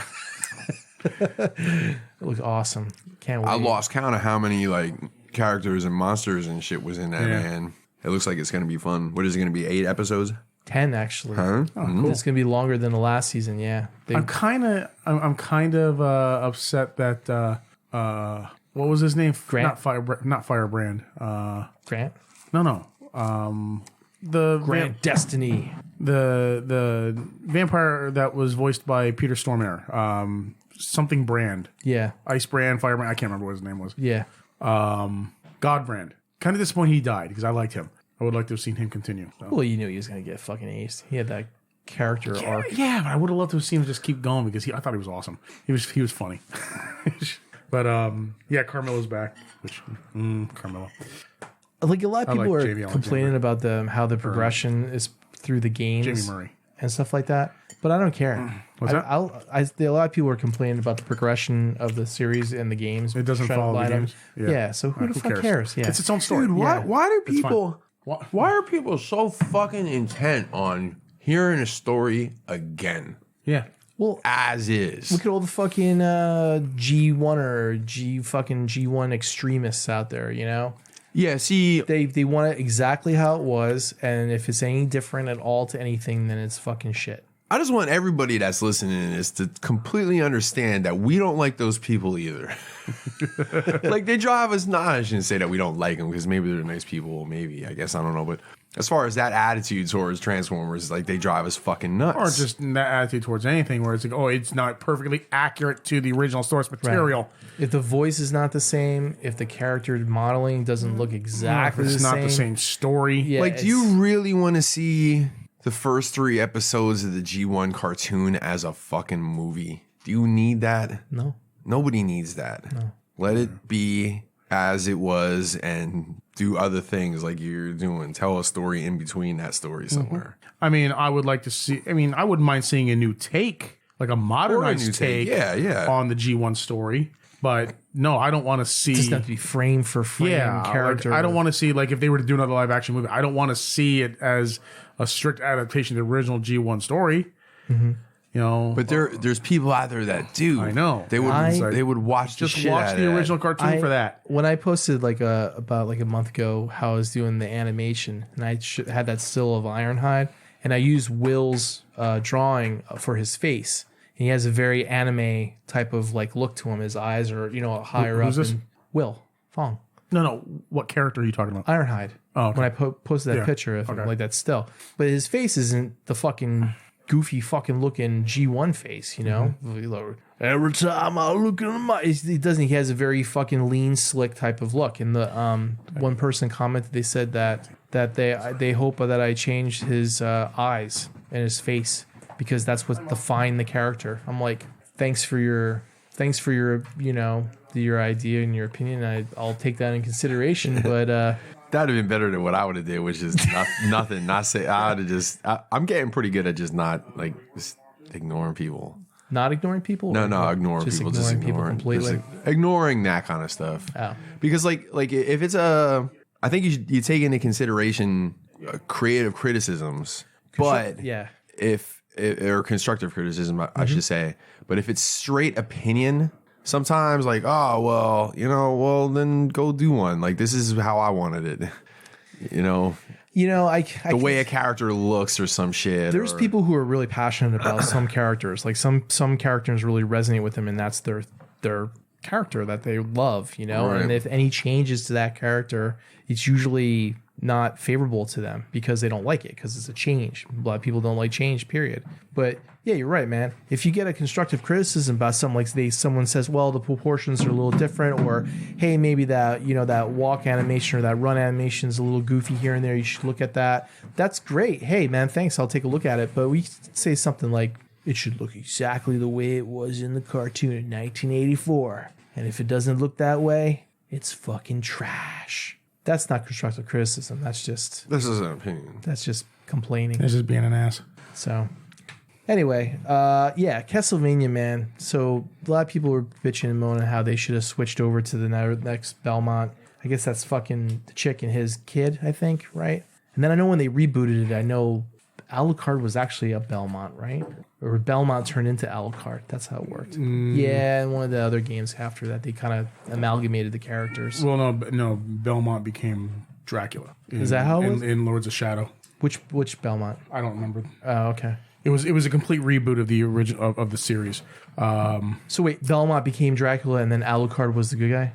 I don't think Alucard was in that series at all. Wow. Well, then what the hell was I thinking of? I thought that one of the Belmonts became Alucard, or vice versa. I don't know. But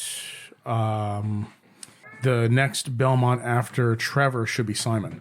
Is it Simon? Was that? Well, that was depicted in the games. I mean, there were several generations between them, but I don't think the games explored that period of time between Trevor and Simon. Was there? Simon was the OG from the first Yeah, he was one, the first game. Right. The first two games was about Simon. Then the third game was Trevor's story, and then they went through different time periods and stuff. Yeah. So the ending, Mike. Yes. When there was a part there when he goes, "Do you have my back?" and then fucking the whole screen turns white with all the line art and shit like that. Yeah. That was fucking awesome. I love that type of shit. And I don't know about you, but I've been like looking at all the background art. Man, some of that background art in that series is so It's beautiful, man. Fucking good. Yep. Yeah, So they good. did a good job. Every season they've done so far, it looks fucking just random background stuff like in the village with a path and a tree. I'm like, that looks really good. Fucking so good. Levy, what was the other one that you shared? Let me look in the chat real quick. Final Fantasy. Final Fantasy. Yeah. Well, I shared the Castlevania thing too. Oh no, that's what it was. The Final Fantasy. So did you guys watch that? The opening movie? Yeah. Show you how far along like computer animation and everything's come. The first 15 seconds of that trailer looked more real life than the first 15 seconds of the fucking Ninja Zombie movie or trailer. Man, it's just amazing. The whole thing was amazing, but I can't wait. Really excited to get that in fucking April. April 10th, I think it is. It makes me want to play that. He has a PS4 too. DJ has a PS4. Oh yeah, is it a PS4 Pro or a PS4? Oh no, I'll have to ask him. I would play it on PS4 Pro. Because the HD. Yeah.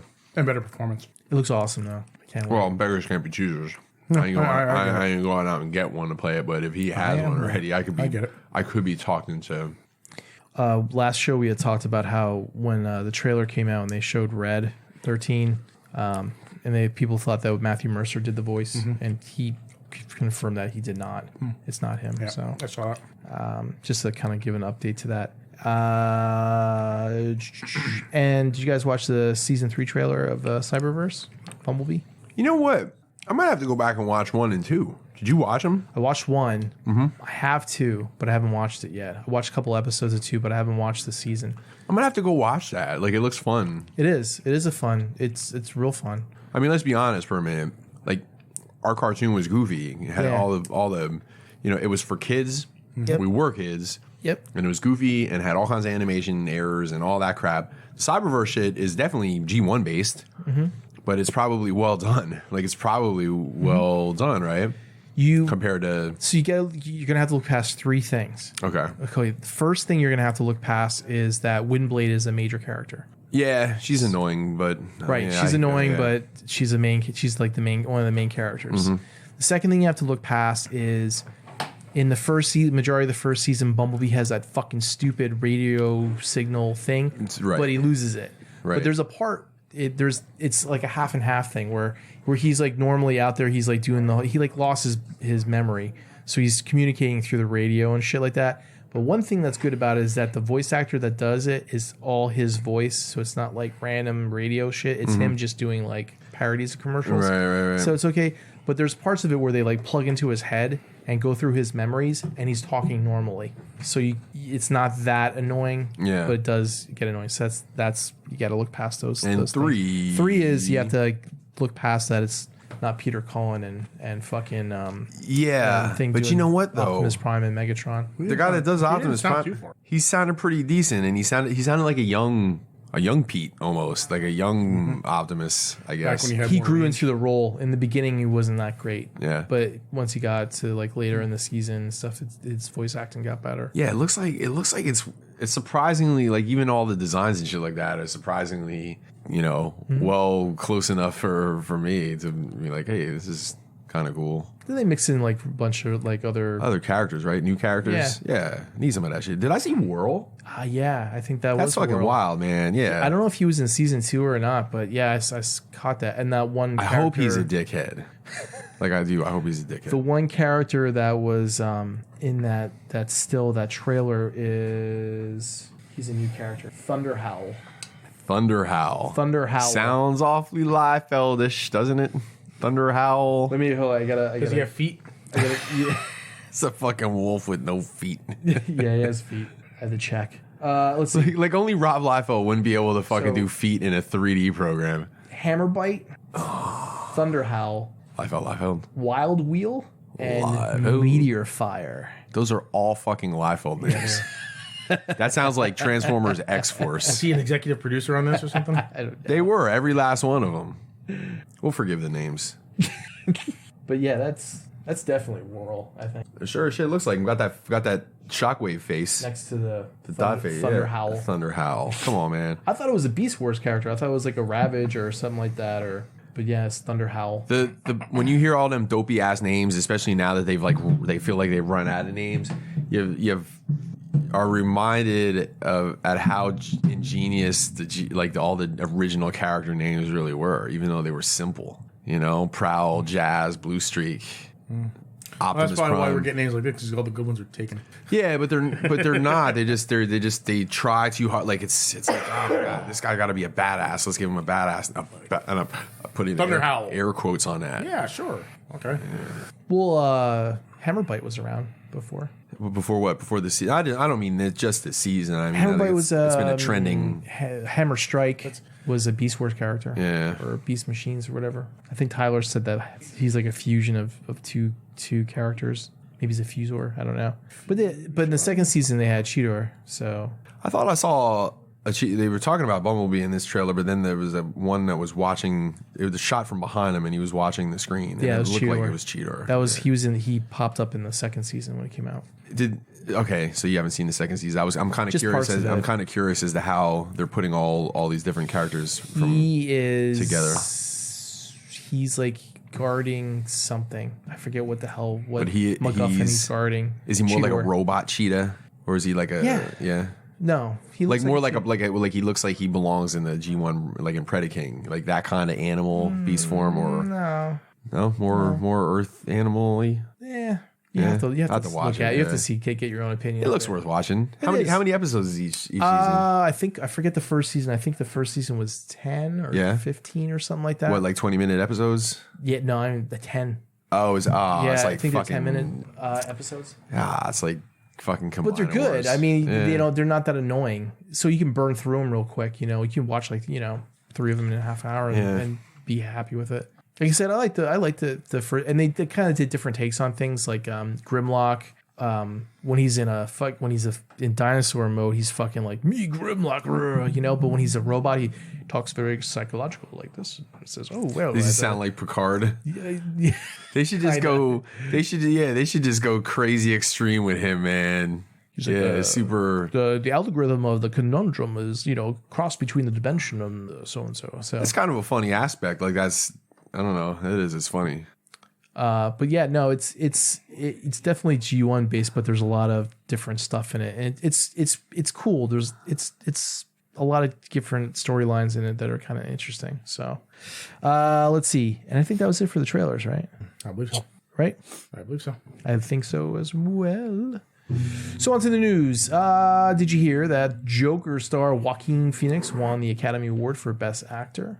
I still got to see that. I still have to see that. I haven't seen it yet. You haven't seen Joker? No. Oh, you should watch it. Have you just shrugged? It was okay. You should watch it. It's good. Really? I'm not a real fan of it. No. That's it's surprising because you're kind of a cerebral dude. And Fan of the whole movie or just fan of Joaquin Phoenix? Neither. I'm not a big fan of Joaquin Phoenix at all, and just wasn't impressed by the movie. Someone had a meme of Jared Leto sitting there like looking through a grill, and it showed fucking him. It was like Jared Leto looking on as Heath Ledger and Joaquin Phoenix win the Academy Awards for Joker. Yeah, and I've seen other ones like where it's like from his supposedly from his Twitter accounts. Like, stop sending me this shit. Brad Pitt won Best Supporting Actor for his First performance. Oscar. His first, yes. I thought he won one for the Susan Sarandon Thelma and Louise one. No? It's his first. Okay. Wait, what did he win for? Supporting Actor for Once Upon a Time in Hollywood. Now, that's a movie I do want to see. That's a good movie. Yeah. Once Upon a Time. Which one's that? Quentin again? Tarantino. Oh, Yeah, it's about the Manson family murders. It's not actually about that. Well, It's incorporated in it, Yeah. but it's not about it at all. Yeah. It's not like a documentary or anything. Toy Story 4 won Best Animated Feature. And there was a couple, I forget who won Best Actress, but I know that, what's her name? Black Widow, Scarlett Johansson. She was nominated a couple of times for actress and supporting actress.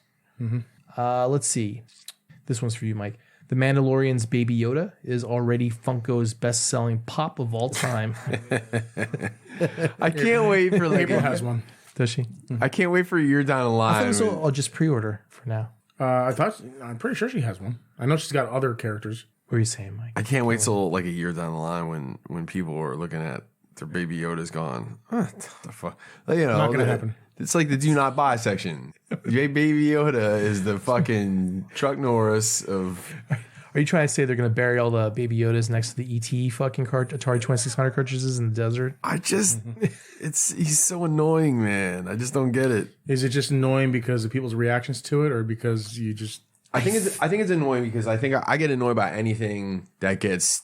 I mean, I know we're talking about all mainstream things here, but like when a new song, somebody puts out a new song and it's like a kick-ass song, and then the fucking radio just completely and totally crushes every last little bit of fucking juice out of it until you hear it and you just want to fucking like destroy. You also don't like cute stuff. Destroy your what's that? You also don't like cute stuff. I do like cute stuff. No, you don't. I do. Look at that fucking cat is adorable. And that's different. That's a real living thing. Well, see, but that's it. I think I'm more about real living things that are adorable. I have a hard time seeing. You don't like stuff that's cute for cute's sake.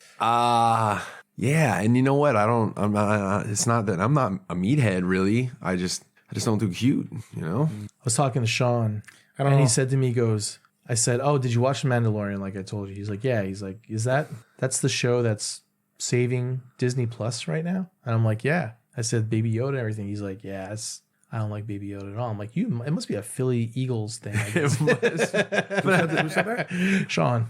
I'm gonna message him right now. Fuck Baby Yoda. I'm gonna message him right now. So, Falcon and Winter Soldier will premiere this August, followed by 6 the episodes. second season of the Baby Yoda show in October. Baby Yoda show. In October, and WandaVision in December, and Loki will be in 2021. I'm having a feeling that WandaVision is not going to be nearly as lighthearted and fluffy as they're making it out to be. I don't know. I guess we'll see. Wait, what's this? What's not going to be as? WandaVision, Oh, Because that woman's losing her mind. which is cool because it'll be just like in the comics. There was a rumor. I think I mentioned this before that Quicksilver. Yeah, Make- supposedly come back after. maybe making which one of you guys was like fuck Quicksilver? Was that you or you? Me. I was like, fuck, not a big fan of that Quicksilver. So, let's see. Oh, I mentioned Castlevania Season 3 is also March 5th. So, 10 episodes. What did we say was March 5th too? Oh, the Kingdom, right? Yeah. Our roving reporter on the street, Josh Lawrence, let me know that the He-Man animated movie that Kevin Smith is running is been cast. And let me bring up, but one of the voice actors I know off the bat is Mark Hamill is going to be playing Skeletor. Mike, did you get any of this information at all today? Did you read that? No, I didn't. I heard about Mark Hamill, yeah. All right, so Oh, the Mark Hamill thing, Skeletor. I did. I saw that. all right, here we go. So Mark Hamill is going to be Skeletor. Lena Headey, Game of Thrones, is going to be Evil Lynn. Chris Wood is going to be Prince Adam, He-Man. Sarah Michelle Gellar is going to be Teela. Liam Cunningham is going to be Man-at-Arms. Stephen Root is going to be Cringer. Dietrich Bader is going to be King Randor, Trapjaw. Griffin Newman is Orko. Tiffany Smith is going to be Andra. I don't know who that is. Henry Rollins is going to be Triclops. Alan Oppenheimer is going to be Moss Man. Really? Yep. Susan Isaac. Moss Man. Moss Man. Wait, who's gonna be Moss Man? The original Skeletor. Alan Oppenheimer. You know what, though? That is kind of a missed opportunity. Why didn't they just cast him as Skeletor? Maybe they He-Man? maybe they didn't want that same voice, I guess. I don't know. How could you not have that same voice for Skeletor, man? That's Skeletor. Susan Eisenberg is going to be the sorceress. Who? Susan Eisenberg. Susan Eisenberg, okay. Wonder Woman, Justice League. Alicia Silverstone is going to play Queen Marlena. Oh, that's good that she got some work. Yeah, isn't it? She must get out of rehab again. Justin Long is going to be Roboto. Jason Mewes is going to be Stinkor. Phil Lamar is going to... Hey, you ever have your asshole licked like a fat man in overcoat? Phil Lamar is going to be Hero. Who's that? Hero. I don't know who that is. You remember Tony Todd? Remember him? Candyman? Yep. He's going to be Scare Glow. Kern, who played Worf's brother. Crease Summer is going to be the priestess. Kevin Michael Richardson is going to be Beastman. Kevin Conroy is going to be Merman. And Harley Quinn Smith, of course, has to be in everything that she does. Is going to be Along with Jason Mewes. Is Elena, I think that is. So, and there you have it. So, man. So, how do you feel about that voice cast? How do you feel about Kevin Smith making an animated? You think it's gonna be fucking stupid, or you think it'll be actually decent? Well, if I didn't know that Kevin Smith did a couple horror movies, I'll be worried. Yeah, but they weren't that great. Yeah, I know, but I mean, that he was gonna make it a hokey thing like Jay and Silent Bob and a lot of the other movies that he made. But the fact that he did other stuff at least is telling me that he's done other stuff, so he would be able to actually try to do something other than something funny. Do you think this is going to tie into the View universe? To the what? Hope not. The View universe. Fucking Tila walking by the fucking quickie stop or what? That'd be great. Quick stop. They come walking out of the castle and there's a convenience store. I assure you, we're open.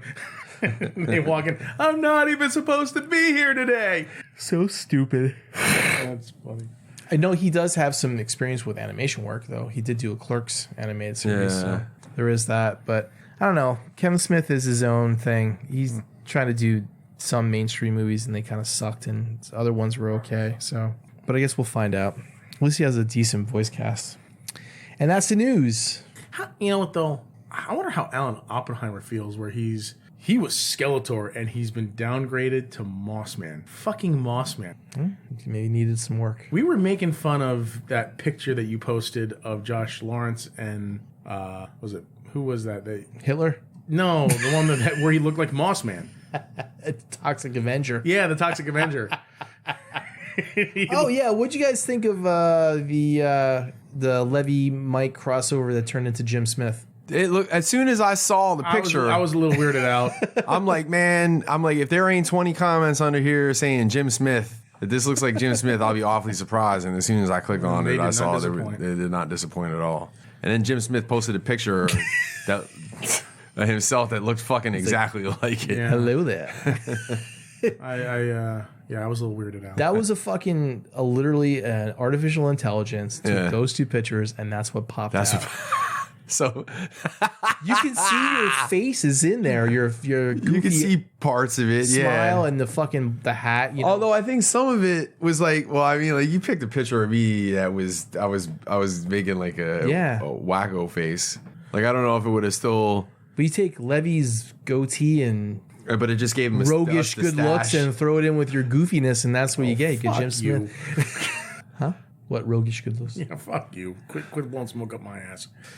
You take Levy's Filipino, and you're what are you? German? What am I? I'm like a mutt, basically. I'm like part German and part Irish and part fucking Syrian and part Italian. Fucking Italian. Yeah. Throw that all together and get Jim Smith. Yeah, apparently. Could have been worse. It could have been very worse. If you see some of the other pictures that I did, whoo. I saw the with Tyler's and Dakota's or whatever was really fucking strange looking and shit, man. Because it was having a hard time mixing. Dakota's just got a lot of hair, you know what I mean? Like all you can really it's like see. all hair and just glasses. Just glasses. Or like Cousin It. Just needs like a fucking bowler hat. You like the dog in the Bugs Bunny, the old Bugs Bunny cartoons, like where him and the wolf kicked the shit out of each other. Oh, and like where he had to put his hand Sam under and Fred. Sam and Fred, right? Yeah. Or is it Fred? Or no, Sam and was it Butch or Al? It was a plain old white guy name. It was definitely Sam. Yeah, Sam was definitely one of them. But when the sheepdog had to like put his hand under his hair on his eyes and shit, so he could see. Well, I sent the message. Ralph. Yeah. We were all close. Yeah. It's actually Ralph Wolf and Sam Sheepdog. So we were wrong. Sam is the sheepdog. Mike. Yeah. Hey, Levy. Got any weird news? I do. You done with your news? Yeah. I was done like 5 minutes ago. Okay.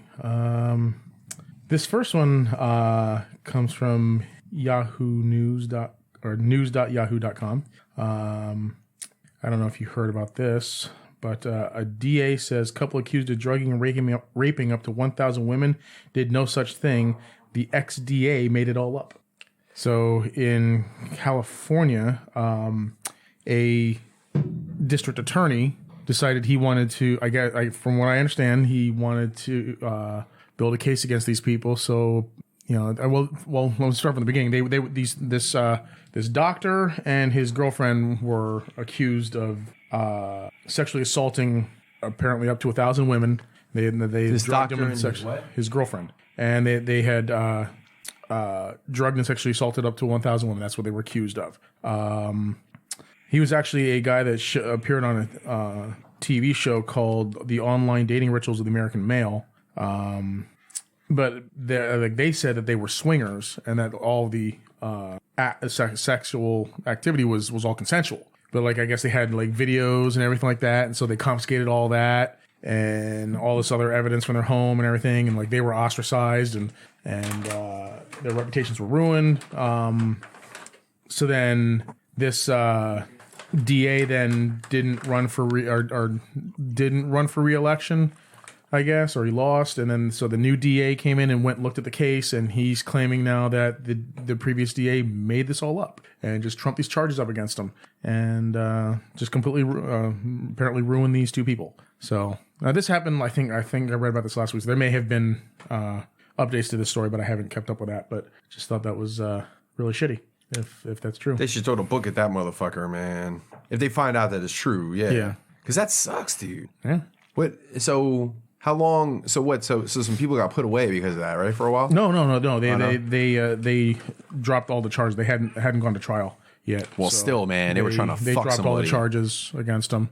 Now there's conflicts though, because some of the witnesses are saying that they did assault them and whatnot, and so This is why I don't go anywhere. I just hang out with you guys. And I stay home. What's the weird part of this news? it's just shitty that DA Shitty news. Yeah, shitty news. shitty news with Yeah, it's just- Levi Curry? I think it's just weird weird news. Like the DA is gonna just for some reason trump up these charges on them, and Levy, that's quite coincidental because roving reporter Lorianne Vargo also sent me a similar article. oh yeah. It was I can't find it.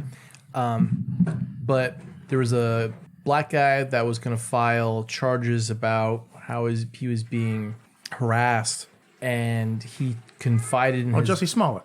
Is this the story? Yeah. Confided in his boss. Yeah, that dude. Yeah. And then the boss went and told his fishing buddy, was it the chief of police or retired chief of police or something like that? Mm-hmm. And they got him arrested before he could file those charges. Oh no, that doesn't sound like a Jesse Smollett case. No, I thought that's where he was going. Yeah, I thought you were going with the Jesse Smollett case. I don't know who Jesse Smollett is. He's an actor who last year claimed that he was assaulted by two people that use racial epithets and homosexual epithets and or homophobic slurs and stuff, and he was assaulted by them and said it was a hate crime. But then the police said that they had evidence that he set it all up for attention or whatever. But then mysteriously the DA's office dropped the case, dropped all charges. But he had to pay some sort of fine and serve some sort of community service, like 500 hours of community service or something like that, or 100 hours. But he never pled guilty, was never actually convicted of anything. But now apparently there was an independent investigation, and they now have, and that happened like early last year or mid last year. Apparently just this week, I guess, there was an independent investigation, and he was indicted on 6 charges this week. So They should throw the book at that motherfucker, man. It's actually double worse what he did. Because I mean, number one, you don't try to fucking set anybody up under false bullshit fucking charges to begin with. But two, like, everything's so fucking touchy now with race shit and with like straight and gay and lesbian shit and fucking religion and fucking politics, and everybody's so fucking touchy. So it's fucked up. yeah, well, it's Trying to get everybody fucking riled up for no reason, man. yeah, and it just doesn't. It hurts real victims of violence. Yep. Because that just means that it casts doubt on their claim of assault and whatever, and so similar to false accusations of sexual violence. So, but that was a shitty news.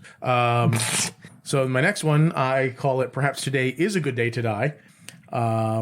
This comes from the DenverPost.com. A Klingon sword used in 2 Colorado Springs heists. So apparently a man wielding... Wait, what is the correct name for a Klingon sword, Levy? Well, this particular sword is called a batleth. Aha. Yes, apparently a man wielding a Star Trek Klingon-type sword robbed 2... Goddamn fucking pop-up. Robbed 2 Colorado Springs convenience stores in one day. He robbed these 2 stores in one day. He robbed two 7-Elevens at 2 different addresses. Witnesses told police that a man wearing a black mask, black jacket, and blue jeans entered the store carrying a sword. The armored robber took an undisclosed amount of cash and fled on foot from both stores. Here's the question. Officers searched the area but didn't find the robber or the weapon, which was described as a batleth. Wait. Somebody described it that way, or did the cops come? Who came up with that? No, it's called a batleth. Right, I get it, but like the fucking guy watching that guy run down the street with it ain't gonna be like, hey. No, I imagine the person who wrote the was a Star Trek fan. Well, like, they probably just figured out that a Klingon sword is called a batleth. That's all. It's just a little bit of research. Wait, the guy that wrote that? Yeah, imagine that because I don't think anybody involved in the crime or in the investigation would have known what a batleth is. Yeah.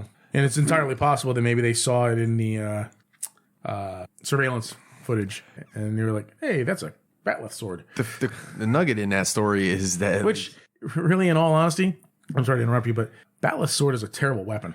Yeah, it's completely unbalanced. Have you ever seen what a batleth looks like? No, it's a curved blade, right? Yeah, like this. And it's got... How do you spell it? I have the whole internet here. Yeah, well, dude, it's Klingon spelling, man. Just put in Klingon sword. You can kind of see what Batleth. Like here. I typed in Batleth and it came right up. Oh, yeah, no, there is a...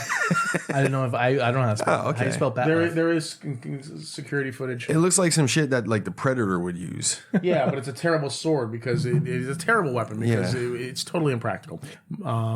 If you were to try to defend yourself with it, you'd probably just end up getting hurt. So, but yeah, apparently he's still at large. Great. The nugget in that story is that he robbed a second spot. Yeah. Like you think like if you like it took balls to do the first one, you think if he got away with that one, you would call it a day and call it a success. Or maybe he got emboldened and his Klingon honor demanded that he rob another store. Right, yeah. Right. Perhaps today is a good day to die. My goodness. Ramming speed. Oh, that's funny. It's getting to that time, Jed. Okay. 11. Yeah, you're right. So for my third story, I just wanted to mention this. This comes from IFLscience.com. Today marks the 30th anniversary of the pale blue dot photograph. Do you guys know what the pale blue dot is? Do not. It is this picture that Voyager took on the way out of the solar system. Right. It is the final photograph that Voyager 1 took as it left the solar system and interstellar space of Earth. It was the final photo it took of Earth. And they remastered it and made it higher resolution and whatever. But this is the photograph. Now, you can barely see it, but I can see it. It's in the middle of the flash. It's in the middle of that sunbeam there. Yeah. At first, I thought it was just a pixel out on your phone. Yeah, in fact, in the original photograph, it's like less than like 1/4 of a pixel or something like that. Yeah. But or like in this photograph, I'm sorry, it's like less than 1/4 of these. But yeah, so that little blue dot is Earth. Right. And please tell me this is going where I hope it's going. Go ahead. No, continue. Every time I see this photo, it really puts things into perspective for me. How fucking much of a nothing we are? Well, just how incredibly small we are. The universe, the visible universe, the observable universe is 96 billion light years across, right? And we're on this small rocky planet that's, I don't remember what the exact diameter of the Earth is, but it's small in comparison, you know? And everything that we've ever known is here in Bethlehem, amidst all this vastness that is the Earth. So I just he's Jez right though. It's even more than that because like I barely leave the city, so I'm not even really getting the whole planet at this point. Or the tri-state area. I do want to quote Carl Sagan here because he had actually a long speech that he made. But he said, "The aggregate of our joy and suffering, thousands of confident religions, ideologies, and economic doctrines, every hunter and forager, every hero and coward, every creator and destroyer of civilization, every king and peasant, every young couple in love, every mother and father, every hopeful child, inventor, explorer, every teacher of morals, every corrupt politician, every superstar, every supreme leader, every saint and sinner in the history of our species lived there on a mote of dust suspended in a sunbeam." That's true. So it's one of my favorite photographs. So to put things in perspective, Mike, think of it this way, right? If you had a quarter, 25 cents, right, and you put that in your hand, and that quarter was our solar system. Right. You know, the 9 known planets and, you know, all the outlying stuff right there. That's our solar system, right? Our galaxy, the Milky Way galaxy, is as big as North America. So think of that in perspective. Right. That quarter. Oh, I knew all this stuff. I watched all them shits that Did you watch that? Morgan Freeman narrated on History and Science channels and Discovery. And that's just the Milky Way galaxy. That's just Milky Way galaxy. We're a small galaxy compared to other galaxies. And they say that the whole like universe or whatever is expanding exponentially. Yes. Well, that's debatable now. Which, if it's true, is some people are saying that it's actually contracting and expanding at the same time. Yeah, whatever that means. Well, there's a lot of different theories going. Like a lot of people thought that it was a big bang and everything just kind of is going outward and outward and outward. Yeah. And then some people actually think that it's going in reverse, where it's actually coming inward. And now the latest theory of astrophysics is that it's actually a beginning and an ending, where it all is. See if I can kind of. We're like in one of them spheres, like in Men in Black. Let me see if I can try to make this in simple terms. If you start here on Earth and you go west and you get to the end of the universe, you'll come out on the other side of the universe east and get back to Earth eventually. So you basically come back around again. So it's an infinite loop. Well, possibly, but possibly not, because there's another idea that's similar to that, except you're not actually circling around. You're just coming to another copy of Earth, because in a closed system, there's only so many. No, that's a multi-dimensional no thing. Let me finish. In a closed system, there's only so many. I'm gonna let you finish. But Jed had the greatest theory on the universe of all time. In a closed system with a fixed number of building blocks, you can only have so many combinations before you start coming to repeating patterns. Okay? So if the universe is big enough and vast enough, you're going to have particles, molecules, atoms that repeat in terms of patterns. So many Googleplexes of light years away from here, there could be another Earth in the exact same configuration, with the same exact configuration of atoms and particles and planks and quarks. And it's the exact copy of Earth. And there's another Mike, Jed, and Levy at this very same moment having this very same exact conversation. Except they're called the Shout and Blackout podcast. So, because again, there's only just so many ways you can arrange all, like, you know, the atoms and whatnot, because there's only so many of them. There's only so many ways that you can combine them. So you end up, if you go far enough, you'll end up with repeating patterns. So instead of actually circling around, you're not circling, going back to your idea, the idea that you posited, you're not actually circling around. You just keep going in a straight line. You're just coming across the same information again as you go. You're saying it's a copy? Yeah, I'm just saying that's another interpretation of that. So. I'm hesitant to agree with that theory. So no, I don't believe that there's an identical copy. It's like kind of like the romantic idea where if you're looking up at the star, then else is looking up at that same star at that same exact moment. Well, think about it though. Say we only have 5 building blocks. Somebody else is getting a finger in their ass, looking at that same, looking at the moon at the same time you are. You're getting the finger in your ass. What I'm saying is, think about it. Say you only have 5 building blocks, okay? And there's only so many, mathematically, there's only so many ways you can arrange those blocks in unique patterns, right? Yeah. Before you start having to repeat those patterns. Yeah. Okay? Yeah. So that will be true no matter how many building blocks you have. It's just far greater variations that you're able to have. But eventually, with a finite number of building blocks, you're going to have to, or for types of building blocks, you're going to have repeating patterns eventually. Mm. So if the universe is big enough, you're going to run into duplicate structures. Okay. So, all right. Again, it's just an idea. True. Anyway, there's no way we'll ever be able to prove that. The current theory in the whole astrophysics scientist realm thing is that it's the whole loopy-doop thingy. Go out one end, come in the other. It's it's an infinite. It's not really a sphere, but it's an infinite. You know, one end to the other. Instead of it, like where the universe is constantly expanding outward or contracting inward, it's there. It's just that it's an infinite loop around. So. But and how do they explain the redshift of galaxies?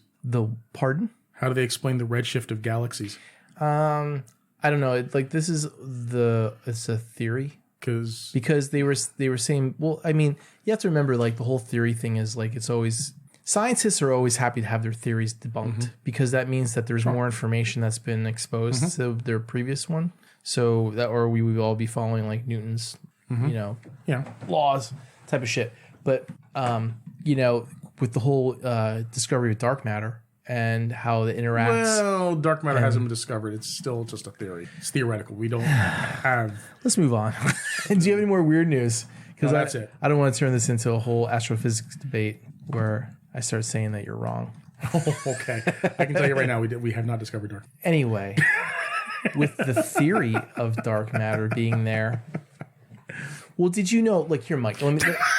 Mike, let me. He's asking me. I can't find my fucking keys in the morning when I'm trying to go to work. Here, this is one thing I want people to know. I want you, and you probably will. It's the easier thing to relate to, right?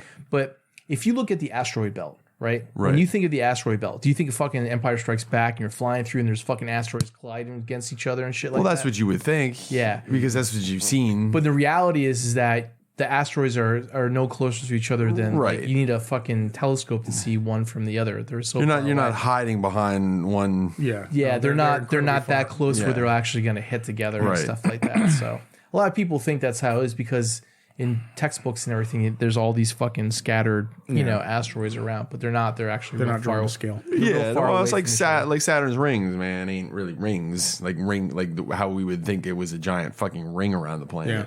Just a bunch of fucking. It's a ring. It's not solid, but it's not like a solid ring. No, you can't walk on it. It's not made of cheese. No, but it should be. Toy news? Yeah. Okay. Let's start looking this shit up here real quick. Does the toy news involve any dark matter? No, it doesn't. Hey, DJ. Because it's not real. DJ has headphones on? Has. He does? Vanessa sent me a picture of her butthole today. Wait, what? No. He just took them off. No, he was just asking if you had your headphones on. Hey, DJ, did you let the dog in? Is she in there? I was hoping she was in here. Okay, you can put your headphones back on. No. That's not what I'm laughing at. All right, toy news. So I got those couple of items. What do you want to do? The Transformer stuff first, or you want to talk over that stuff that you sent me, Jed? Why don't we do the Wonderfest stuff first, and then we'll go to the Transformers news. Okay. That's probably be easier. And you sent them to, so we all have access to that, so I don't have to put the computer up for that.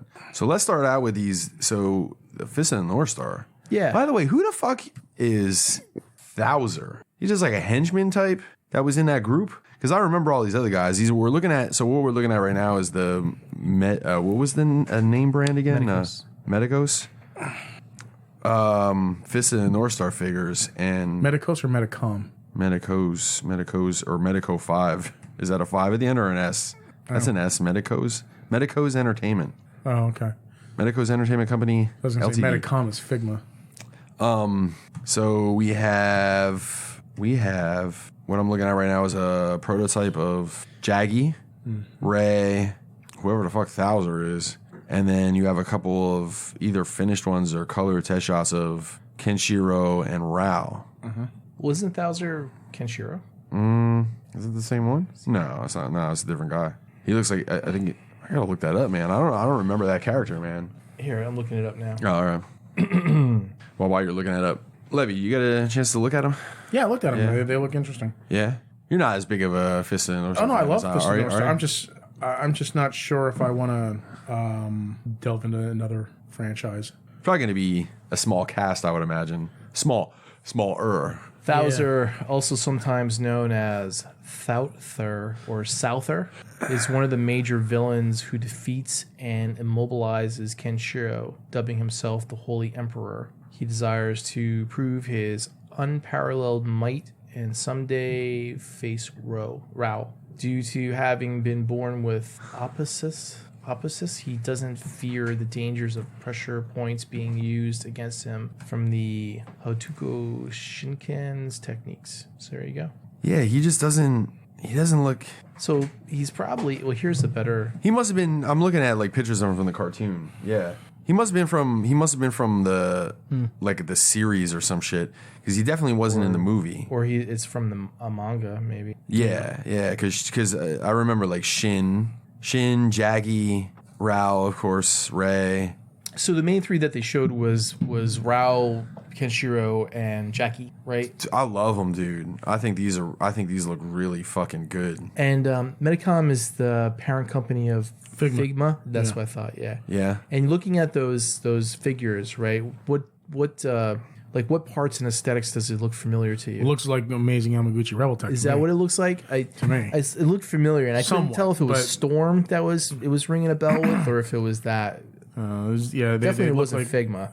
I mean, they had the way the sculpting was. Excuse me, just reminded me of Yamaguchi Rebel Tech. Right. And who else is putting these out? I know you said Storm is putting them out, but I think Storm is going at 1/6 scale. Yeah. Right. Yep.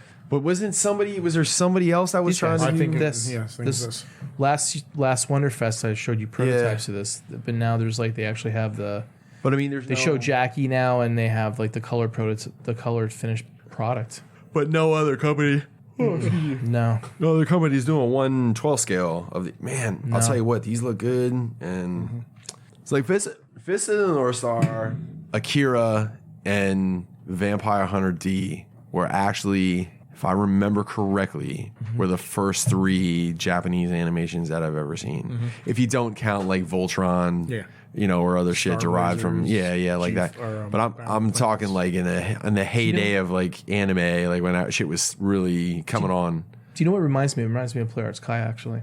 Yeah. The way the upper torso, has that cut, and then the knees are like that. Does look a lot like Play Arts Kai. They're so nice looking, dude. The toe bend in the front. I can't zoom in. Has the toe and the ankle. Yeah. Like that. Yeah, I like it. And yeah, man. I'm probably in on that. I heard rumors that these might go up for pre-order this month or next month. I think you should get them, Mike. I'll have to see. They look quality. I mean, yeah, they do look good. Yep. The paint looks really We'll good. have to see how much they are. I imagine they're probably going to be standard. 100. No, I imagine it'll be standard import figure pricing. So probably between 70 and 80. No, I see these being more. I see these costing more. That's just me though, because I think they're going to go a Storm collectible price, 90 to 100. I think. Well, are they more like Mayfex size, or are they more like Storm collectible size? Oh well, there's 6-inch or 7-inch probably in between there. I think. Yeah, so they're gonna have a hard time asking for over $100 a figure, or go with Storm collectibles pricing. They're gonna have a hard time with that, I think. Plus, I have a feeling that Rao is gonna be bigger. Yeah. Now, when I say that price, I don't mean American retail price. I mean Japanese overseas prices. Look at Storm Collectibles and what they're doing with the whole, Terry is around that price, and yeah, but they're also a lot bigger than the Mayfex. True. Fig Works. That's true. No, you're right. You're true. Right. I agree. I don't think it's going to be. Now the Mayfex figures in America, when you get them from American retailers, they're about $95 a piece. So, like I said, when I quoted that price, I meant that was the overseas price. Okay. So yeah, maybe. Hopefully, it'll be cheaper than that, but I doubt it. I don't know. I guess we'll find out for sure. I'll keep an eye on Ami Ami, see if it pops up. Yeah, man. Yeah, because I definitely want to get in on those. Yeah. If you're gonna get them from Ami Ami, then I'm saying you'll be paying between $70 and $80 plus your $20. That's bad. I agree. Yeah, like $20 shipping for DHL. Yeah. So.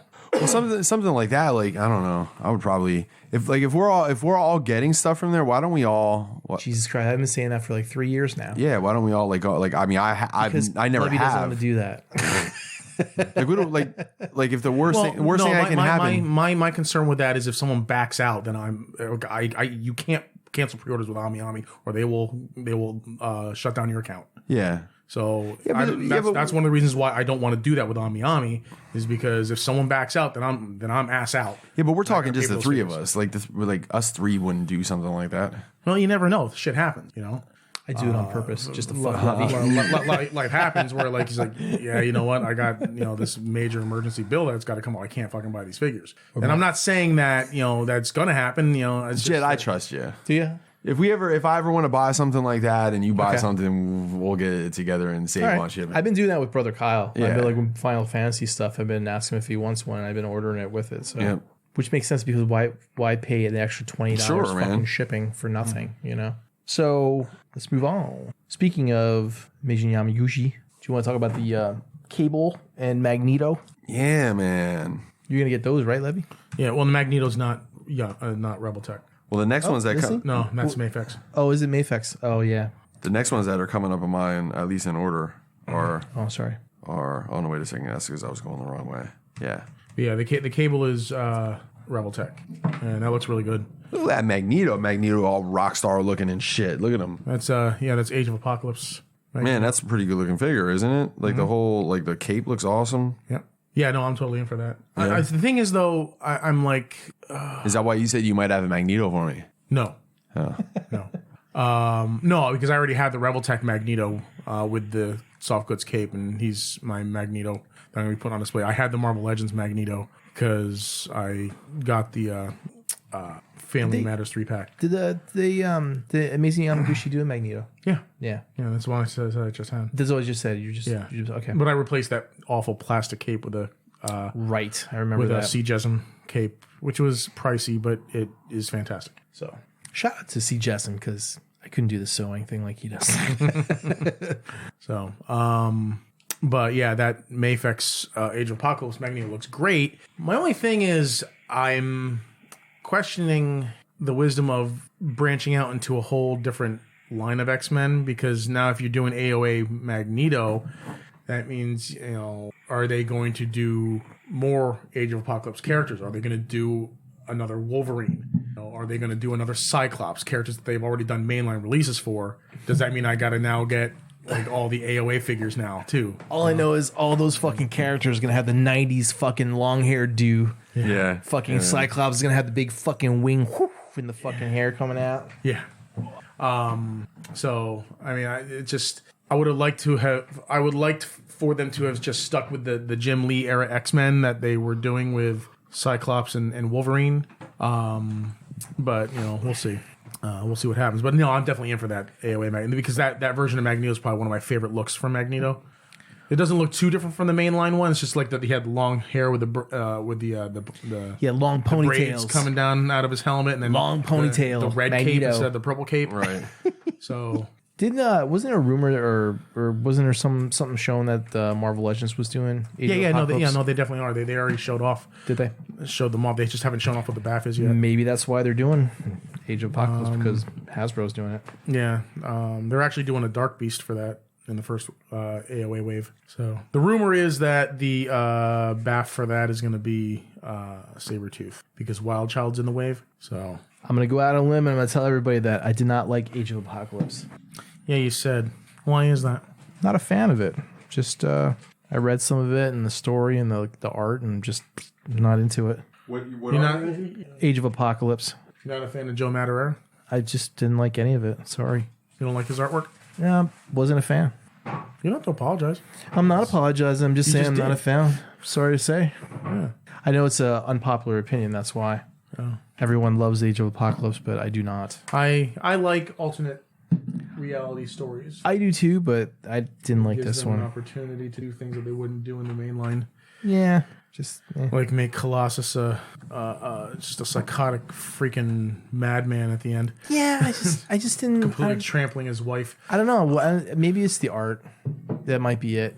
But I like the art for that. I didn't like it. It's too 90s for me. So I'm a big fan of Joe Madureira's artwork. And I know he's not the only one that drew for that, but he's got a very anime-ish look to his art. He's next. The Cable. Yeah, Cable looks good too. I'm really interested to see what the color palette on that figure is going to be. Yeah. I think they're going to, because it looks an awful lot like his Marvel vs. Capcom 2 costume design, which was very similar to Cyclops's. So I'm wondering if they're going to go with the blue and yellow color scheme. Look at all them pouches. So far the guns that he comes with doesn't look like the Hyper Viper beam, so a little disappointed about it. Amazing Yamaguchi did a Deadpool, right? Yeah, it was their first figure they did. So looking back now, it's not great. They've made big strides on their figure design. Which one was next, Mike? Up next, we got so there's Avengers Endgame Cap, Thor and Iron Man. Man, and of That's Thor, Fat Ass Mayfex. Thor. From Mayfax, yeah. Are you getting those, Levy? Well, I have the Thor pre-ordered. And I also just the Thor was announced and put up for pre-order like last year. And the Captain America, the Infinity War Captain America, just went up for pre-order like 2 weeks ago or something. So I pre-ordered that too. But Thor was pushed back to March. He was supposed to come out this month. And then the Cyclops was also pushed back to March. It looks like the Spider-Man's laying there too. Did you see that in the picture? Yeah, it's a stealth suit Spider-Man. Yeah. From Far From Home. Yep. Night Monkey. Night Monkey. I did not pre-order that one. Which one you have up next, Mike? So you put this picture in here, and you're going to have to explain this one because you're just showing us kind of the back view of RC. Oh, I'll just save that for the Transformers news. Okay. When we talk about that. And then you got, what is this next thing? This Night? What is that? That's Berserk.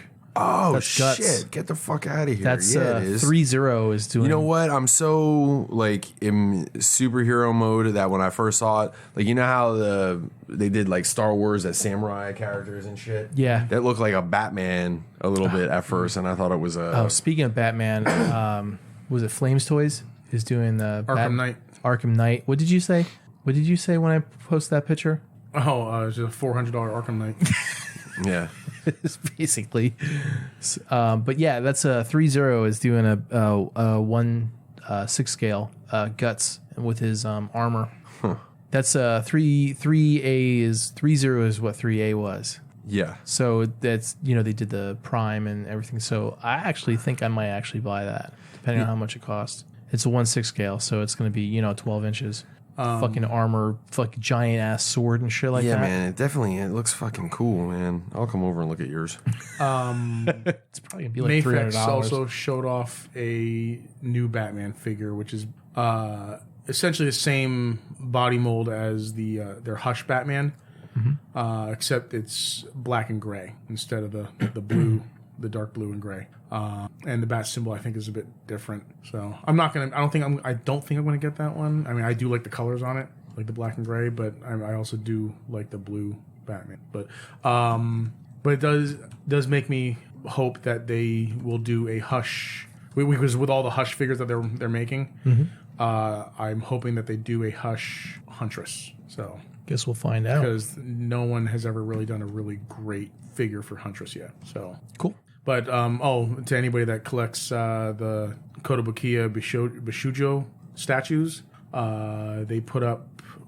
re-releases for pre-order of Huntress and Black Canary, amongst others. So they're a little bit pricier than when they were first originally released. But considering the original releases, aftermarket prices are like over $200 now.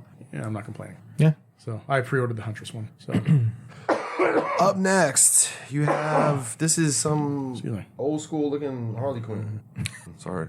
That was the Harley Quinn Levy that we were talking about. That's the Rebel Tech Harley Quinn. That figure's already been released. Yeah, so that's not white. This is the one we were talking about before. This is where I was saying this white, and Levy said it's not white. And It's a very pale flesh color. I'm saying so that's white. It's just the lighting. I think it's on my screen is white. No, it's. Let me see it on your screen again. It don't look at here. You look at it on my screen. Yeah. Like you don't even see any of that, any of them little pink highlights that are in there. It just looks on mine. It looks white. Yeah. Because like I said, her skin on the figure that I have, it is a very pale flesh tone, but it's still flesh tone. It's not powder white. After all the investigation work that you've done, Levy, you determined that this is I'm not the same determining. finger, right? My suspicion is that it's the same figure. Plus, I don't think that they would announce a brand new version like 3 weeks after they released. Well, it's a repaint. Huh? It's a repaint. Yeah, so I it's don't possible. think Rebel Tech doesn't do that though. They don't. Plus, they just showed it off. They didn't put it up for order. Or anything I like get that, but they don't do that. They don't show. They almost never do repaints of their figures. The only ones that I know of were the gray Deadpool and that exclusive like translucent black Venom. Let me ask you this. What do you think if it's one of these things where they do a run and then they kind of change the paint up a little bit on this next run? And it's a little bit more like a pale. running change. I mean, that's entirely possible, but I think because they show that a lot of their figures they show there are stuff that they've already had released, and I think they just put that up there for the same reason. Okay. I think that's the wide release Harley Quinn. Okay. So He's next. Remember them commercials? Very nice. Speaking of which, Swimwear. did you post Harley Quinn latest episode? No, Okay. I'll do that when I get home. Arr. Okay. I was Let's move busy on with the today. news. Arr. Who is this girl? So it's not a girl. That figure is a Max Factory. It's Rimuru from That Time I Got Reincarnated as a Slime. Okay. It's Figma. It's that anime that I watched. Mm-hmm. So remember what I said? Do you guys remember me talking about the whole slime thing? Yeah. Mm-hmm. So that's like the human like version, and it's what's the correct term for no sex? And not ambidextrous. Androgynous? Androgynous. It's an androgynous character. So it's a mix of a girl, a male, female character. So he actually there was a character that was dying, and he like dissolved and ate her. So he mixed with her, and that's basically Rimuru is like his human form. So the cool part about it is that that's a figure that's coming out, not a statue or anything like that. It's the first figure in a line. It's gonna be Figma, so I'm super excited so I can get the rest of the characters then. Yeah, the Figma figures are so small though for their cost, I know, but hey, it's what are you gonna do? and they don't scale with any other line either. Too. That's Well, what are you gonna do? yeah. No, I know. They're like 5.5 inches, and they cost like $100. So, Yeah. but we'll see how it comes up. But I'm excited to get that because I'm a fan of the show. You guys should watch that anime. It was really good. I liked it a lot. I just saw a new anime. April and I sat down and watched it after watching. Hente. No. It's called Tentacle Cells Porn at Work. 3. What's it called? It's called Cells at Work. Cells at Work. Yeah, it's on Netflix. It's about basically the cells of the body are personified into these people, and they're going about their daily functions. Like one of the main characters is a red blood cell, and she's like a delivery girl. She goes through like the city and into like these office buildings and stuff like that, and delivers packages of oxygen, and then she takes packages of carbon dioxide and she takes them up to the lungs. Interesting. And then she encounters a white blood cell who first she encounters bacteria that invade the body, and they're like these demonic looking things with big purple tentacles and shit, right? And they go I knew there was a tentacle monster in there. they go attacking people, but then the white blood cells show up and just completely slaughter them with knives. It's just Jesus Christ. And like the white blood cells covered in blood and everything. Like he's like calling on the radio and stuff like that, and saying we got the situation under control, blah blah blah. But what's really interesting about this is extremely medically accurate.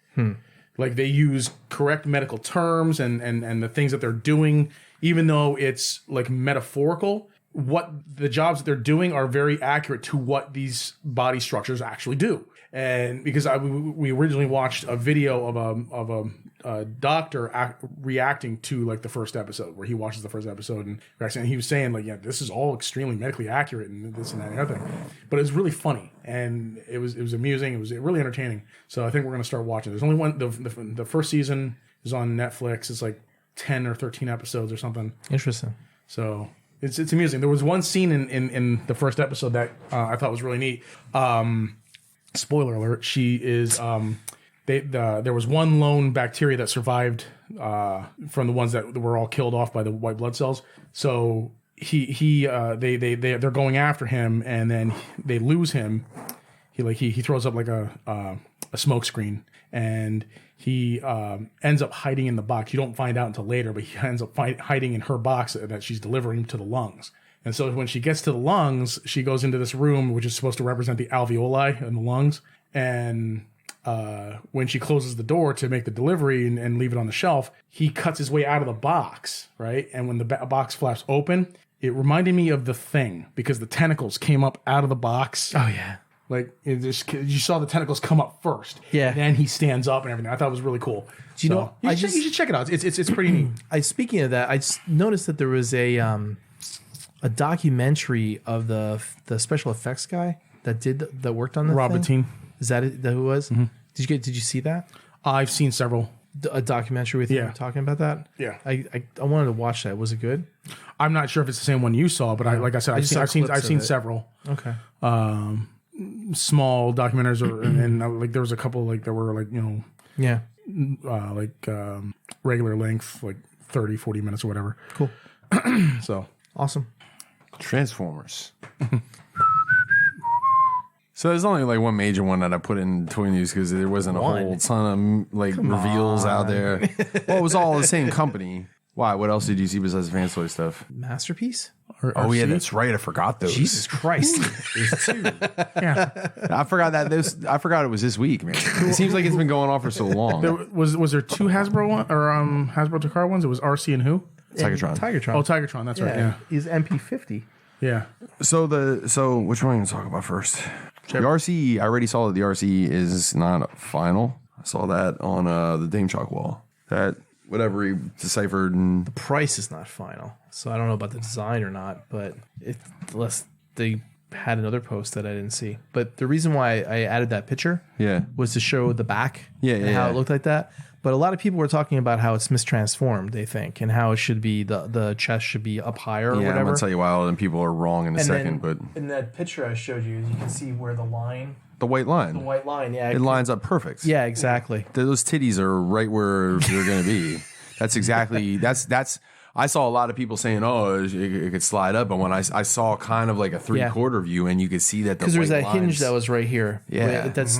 I mean, I could see why people would think that, but when you see that white line on the side, you know that is fucking lined up exactly as it's supposed to be. Right, and that's which is a disappointment because she got some granny titties on her, dude. Yeah, I think Adam's joke. Shout out to Adam for having the best joke ever. He said that I said, yeah, that thing's going to cost like $180. He goes, yeah, but she comes with Medicare.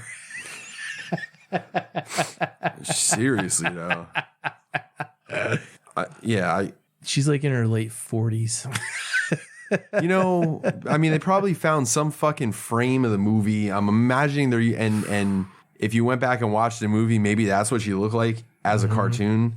But you got to stop all that shit, man. This is where the Beast Wars fans, and we could segue this into Tigertron. This is where they have it easy as far as like what they're looking for because they're basing all their shit on a 3D model.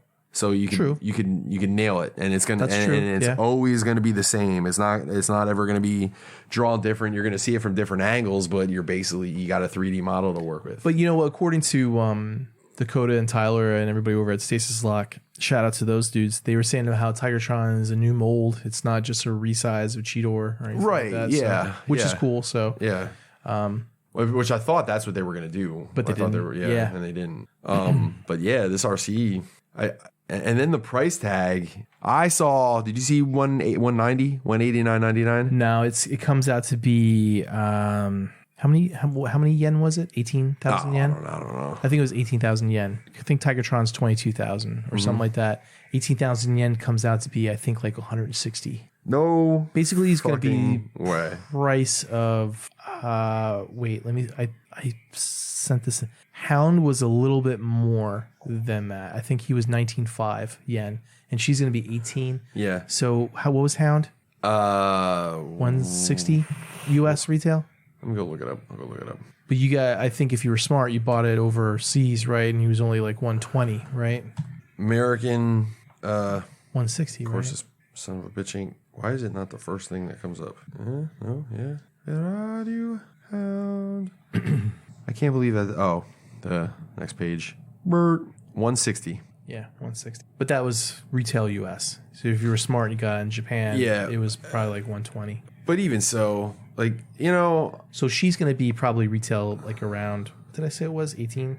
Yeah, around 18. 164. Yeah. So which is ridiculous. That's 18 yen. So Hound was 19.5. So he was 177. So he was around like 180, and then they discounted it down to like 160.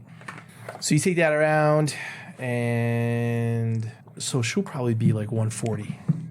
Even so, man. I'm getting tired of masterpieces. Shit, man. What was Bumblebee? 120? 120. She'll be probably 140. Yeah. It's too much. Well, it's an official MP. You going to get it? No. No? Not going to get it. No, I think... Stick with Fans Toys? I think, yeah. Yeah. Just by looking at it, I don't know how it's going to be built. And you know what? And that's saying something because Fans Toys, Rouge, was one of the, if not the number one weakest figure they ever did, in my opinion. And outside of looks, it looks great. I was gonna say weakest engineering wise. And but it's looks wise, it's right on the fucking money. And you know what? That's all I really need my RC to do. I mean, I need her to be, you know, articulated and all that horse shit. But Christ, man, 140, 150, whatever that might end up being, and that's what it's going to end up looking like. Nah, sorry. I'm just, I don't know. I'm tired of their shit, man. I'm tired of their shit. I'm thankful today that third party exists. What, overpricing the shit? Just overpricing, and, you know, they definitely picked a lane at this point and are doing this Tigatron's going to be like 220. ultra cartoon accurate shit. Yeah. You know? Now, the Beast Wars thing is a completely different story. Like, 180 maybe. I mean, well, outside of the prices, you know, you can't argue that all 5 of them, what's it been? Cheetor, Optimus, Dinobot, Megatron, Black Arachnia. 6, and then this one, that they've all at least looked good. Yeah, I agree. Like, you know, not like Bumblebee where it mostly looks good. Like, they've all looked good. Money wise, you know, they're fucking expensive too. But Yeah. But unfortunately for the Beast Wars fans, they don't have the, you know, all these third parties. Like, you know, you can go out and you can run into a G1 third party figure by mistake. You know, the Beast Wars fans don't quite have it like we do in that area. So they're almost stuck. This will be 7, I think. This will be the 7th one. Shadow Panther. Well, if you don't want to count that, yeah. So, but there's Primal, Cheetor, there's Megatron, Dinobot, Black Arachnia, Tigatron. Is that it? Did I miss anybody? No. Yeah. Okay. I mean, unless you're counting, you know, the alternate Primal. But if you're going straight up one character, there's 6. Yeah. Well, but regardless of whether or not 6 or 7 or however many, like they definitely they don't have the third party love that we have. So I do feel bad for them in a way that way. So they're kind of stuck, man. And maybe they're all right with it. They all seem to be all right with spending this kind of fucking money, but I'm not anymore. But you think about it now. You got the Transmetal Megatron, that's third party. You got Transform Elephant doing the whole Legend size. So I think doing a whole Legend size one figure so far. But it's starting. I know, but it's starting. But you I mean, they're starting to get. You might see more companies swing over to start doing them. I think you're going to start seeing more of them. Mm-hmm. But I'm saying right at this moment, they definitely don't have all the choices that we do. Like, we've been way more spoiled with choices. So we can afford to look at Masterpiece and go, fuck this shit. I'm gonna get this. You know, you have that. You have 3 other choices. You have the Fans Toys, the Toy World, and the MMC one. Well, plus you know, instead of getting a late 40s RC, I'll go with the young 20s. You know, with the $40 Nicey. That's what I'm. Well, yeah, that too. I even forgot about that. And that's you know, outside of G1 a little, but still, more same character. Anime-esque. Mm. But you have choices. You know, like you pre-ordered that, right, Levy? Mm-hmm. Yeah. Did you? No. No. I showed my wife that, by the way, the difference between the two. Between that one, old ass RC and young ass fucking RC. Yeah. Nicey is what RC looks like when she uses her elliptical. Should have thrown that one in there. See how long ago did I get that? Over a month ago, right? Yeah. I've used that fucking thing more than she ever has. She's never. You've been using it. Yeah, I've been using it. She's never used it ever. If I were you and she hung clothes on it, I would use it, but I would leave the clothes hanging on it while I was using it. It would just be shirts hanging. Do you know what's cool that I didn't realize that if you grip the things in the middle, it gives you your pulse. Yeah, because there's a pulse thing. So I didn't ask. Yeah, it has a whole little thing. Nifty. Yeah, it's cool. Changes your wrist. I was excited with it. I'm like, woo, I'm running. Did I tell you about how Jefferson told me that maybe I should be like taking pictures or taking video of how me to put it together, taking it apart that way? That took me a total of 5 minutes to put that together. It took me longer to clean it than it took to put it together. I said, what do you think? Jed's he's gonna unscrew the fucking cap and be making like remember the Home Improvement when he making like, you know, caveman noises. That was easier than fucking I thought it would be. It was so simple. Yeah. I like the elliptical a lot. Now, getting it in the box from scratch, looking at those directions, and I'm like, oh man, this must have took fucking Mike like an hour to put together. No, it took me 0 time because Ethel Ethel put it together, and she probably got more exercise putting it together than she ever did on it. Yeah. That's for damn sure. Yeah, I like my wife always uses the excuse, well, I'm not feeling good or I don't have time or so I'm like, oh, well, I guess I'll use it. I said, but when we're both the same weight, I said, that's not going to be a good thing. This is we were talking about this right before you got here. I was like, man, fucking Jed, dude, like I always laugh because I'm divorced. Yeah. My what a loser comment. What's that? The what a loser comment. You'll see that? Yeah, I saw that too. Yeah. We couldn't figure out whether or not you were talking about her or you, you know? Oh, shit, It's man. open to interpretation. Yep. Leave it open-ended. I know what I interpreted. I interpreted that Jen might be sleeping on a couch here, like, within the next year or two. I'll be sleeping on the elliptical. Turn to a hammock. So I hope that thing's heated.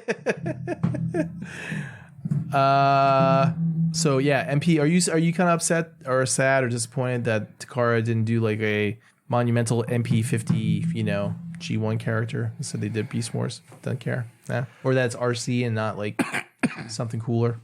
Like Springer. You can, yeah, but I wouldn't have cared about that either. Really? Yeah, because I got Apache and he's good enough. Like I'm just over. I don't know. I'm or like Prowl. What, like a new Or one? I mean, not Prowl. Sorry, Jazz. Because I'm cool with the downbeat. Oh, okay. Yeah, that's cool too. I mean, if they do something that really blows the fucking doors off of anything that's been put out, it's like, that's cool. But I look at that RC and if you can't nail the look, it's funny. It's like picking a figure. It's like it's like dating, man. If it don't look good, you're not gonna go check it out for its other qualities. Wow. Right? That's pretty shallow, Mike. No, but it's absolutely 100% true. What are you talking about? No. The first thing you look at is their personality. Shut up, Jed. It's like the other one, the Fan Toys one looked awesome. So you buy that one and you find out it's not that great, but you already bought the fucking thing because it looked awesome. Yeah. And you're only going to stick it on a shelf. Like that one doesn't even have the looks to get me to want to handle it in the first place. Right. The Tigertron, on the other hand, like if I was a Beast Wars fan, I'll be probably pretty psyched on it, at least looks wise. Yeah. Does anybody, what do you think, Levy? Got anything to add? Not really. Nah, nothing that hasn't been said already. Well, I disagree with what people are saying about how she looks. I think she looks perfectly fine. RC?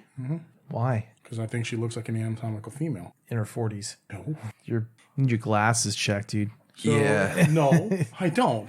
It doesn't look right. It's because she's a robot, not a human flesh and blood. I know, but it woman. doesn't even look But- like from the but- cartoon. In fact, her boobs actually sit up higher than an actual human woman's. Like rouges, You take this one, Mike. rouges, they start way higher than they should be. Because no woman's boobs start above her shoulders. Every woman's boobs start at about the bottom But third of her you're shoulders. counting the pink at the top No, there? I'm talking about where they start to come out from the chest, which is way above the shoulders there. To me, Okay? that looks like every X-Men female that Jim Lee ever drew. Like we know that it's, and I'm air quoting Look where this. hers start. I get it, but that's Bottom 1/3 of her shoulders. but that's a girl. Look though. where our C's start. Bottom 1/3 of her shoulders. But it just In fact, looks. like I said, hers sit up higher than the human woman. It looks weird. It looks The weird. reason why is because her chest is a box. But it comes out and then it just When goes. you look at the whole thing of her chest, it's a box. Yeah. And it doesn't have the smooth contours of a human woman. But they're trying to do that with the waist. And that's where the incongruency comes from. That it just doesn't look right. But as far as RC looks like, I think it looks fine. When I look at Rouge compared to that one, compared to the MP, it just, to me, the Rouge looks off to me. It looks more natural. And this is, I mean, obviously it's subjective because we're both looking at the same physically on it. And that's fine. Rouge But- just, I mean, the anatomy looks off to me. So you don't think so? I can show you. Oh man, I can show you the picture of Rouge right here. yeah, I'm talking to him. yeah, all right. I can show you the picture of Rouge right here. Okay, and you telling me that looks natural? No, I'm saying I visually think that looks fine, better than the Takara version. So I think the reason that we think that is because, I brought up the Jim Lee X-Men as an example, is that like superhero women, right, and superhero artwork, and like it's never anatomically as it should be. Like it's purposely meant to look heroic, and heroic proportions are different proportions than us. I was looking at the back of the Wolverine, Cyclops, and the Jean Grey, like the box sets and stuff. Yeah. And the back of those box sets, they actually have like stats, and they showed the height, weight, and all that stuff. They had Cyclops at 6'2", 175 or something like that. Yeah, that's a beanpole. Right. 6'2", 170. Like I'm 6'1", then like they had, 195. Then they had Alex was like the same thing. You know, Havoc. He was like, I think like 6'1" or something, or 6, and he was like 175 or something like that. And I'm thinking, I remember you saying about if you were like, you know, a certain weight or whatever at your height, you would be fucking, you know, super skinny and stuff like that. Then I think to myself, these guys are fucking superheroes. So that's all fucking muscle, right, you know, and their training and stuff like that. That's Olympic weight, you know? Yeah. So that's the fucking 40 fucking heartbeats per second pulse, you know, that these guys have. So I can see that, you know. I would imagine at 6'2", what'd you say, 6'2", 190 or 175? Yeah. I would, if that's... And I'm not Grey quite was like 115 or something like that. She was. Yeah, she's like 5'10" or something. If you were my height, that's even a little bit taller than me, like by an inch, and weighed 175, and we're all muscle, you'd probably be built like Bruce fucking Lee. Like that's because that's super skinny. But if you're still going to be muscular, you're going to be fucking like, you can't say jack because you wouldn't be big. You would be fucking, yeah. I feel like you would be a little Bruce Lee looking dude, you know, which is scary, but. Definitely not big. But going back to Rogue proportions, like Rogue and stuff like that. I mean, yeah, they just like superheroes just don't like, dude. Brian Dawkins is my height and my weight, but I guarantee you that if we were standing next to each other shirtless, one of us is not superhero looking. You know, like one had tacos for dinner. One had tacos for dinner. One had tacos for dinner, and the other one didn't. You know, 100 fucking chin-ups, man. Yeah. I don't know. That's why I think it looks weird. There's also just visual appeal. Some people just don't. And I'm just disputing the fact that people are saying she's got granny titties. Well, she flat out does. I think she got granny titties. Okay. The neck collar too makes it look like she's wearing like a sweater. So. Yeah, I agree with that. Okay. Yeah. And Levy's right. You are right. I'm not arguing that I don't think you're wrong. Yeah. She has granny titties because, all right, I'm gonna put this in another perspective. A bunch of nerds out there, and I say that with all the love in the world, are looking at Rouge compared to RC, right? And we all have this because you see how we are in the groups and shit like that. We are looking at the tattooed models and all these like perfect fucking chicks and stuff. So we just expect all fucking women to look like that, but they don't. How long have we had this particular discussion? What's that? Just how long have we? How long have we been talking about RC's tits? We spent the last 45 minutes talking about robot tits. No, we have not. It's not been 45 minutes. I think it's been about 45 minutes. No. Absolutely not. Maybe half hour. It's been 10 minutes. I think 10 minutes. No, I think it's been longer than that. You know what? He is right. But you know what? Yeah. 2 minutes is too long.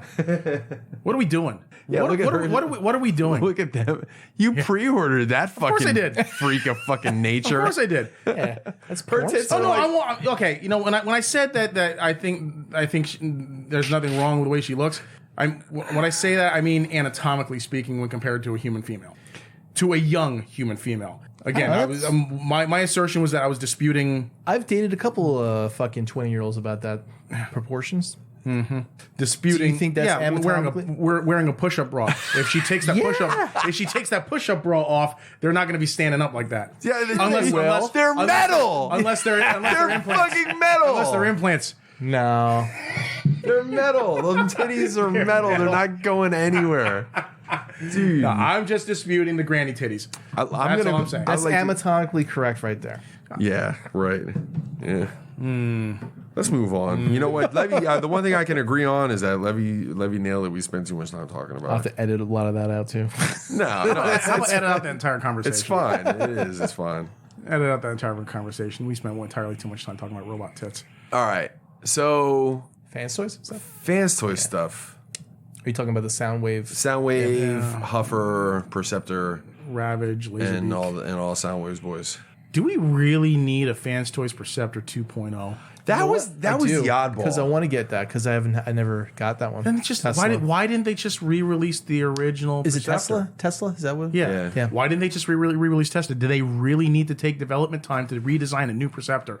The Tesla Maybe. was perfectly fine. Maybe just give him a new face sculpt. Maybe like they looked back at the way it was engineered and they thought they could do it better. I don't know. It's perfectly fine the way it is. Is it? I don't know. I don't have the figure. I have it, and it's perfectly fine the way it is. And he's such There was nothing. There was nothing missing from it. Like there. No, like he's such an ancillary ab character. crunch or like ankle tilts or anything like that. Oh, who cares about ab crunch? It's Perceptor.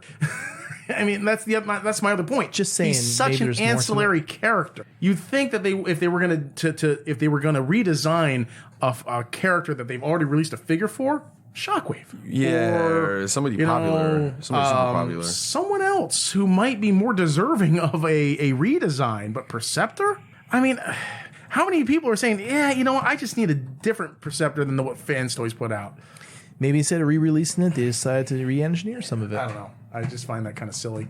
But I mean, for those that missed out on Tesla, because for some reason that's the other thing. Like Tesla's freaking aftermarket price is like through the roof, isn't it? All Fans Toys prices are out. Oh, through Yeah, the but roof. for Tesla for a long time, I think kind of floundered. Did it? And all of a sudden, like more recently, like maybe in the last year or so, maybe, I don't know. I mean, I may be talking on my ass here, but I don't remember him being all that hard to find when he first came out. And how long for ago some was time that? after that, I think it was like 2 or 3 years ago.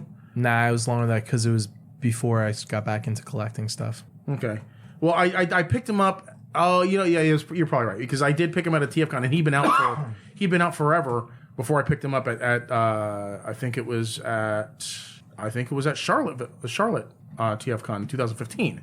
Or it was either 2015 or 16 I picked him up. And he'd already been out for some time before that. So he was, and I picked him up for retail from Capture Prey. He was not hard to find for a long, long time. I don't recall him being hard to find. And then just recently I heard that his aftermarket price is just through the roof. Well, like I said before, I never thought that Make Toy Seekers would be $300. And I'm like, why? Well, Seekers I can understand because it's Seekers. Perceptor. Why Perceptor? Maybe a lot of people didn't buy them. Maybe they didn't do a big run of them.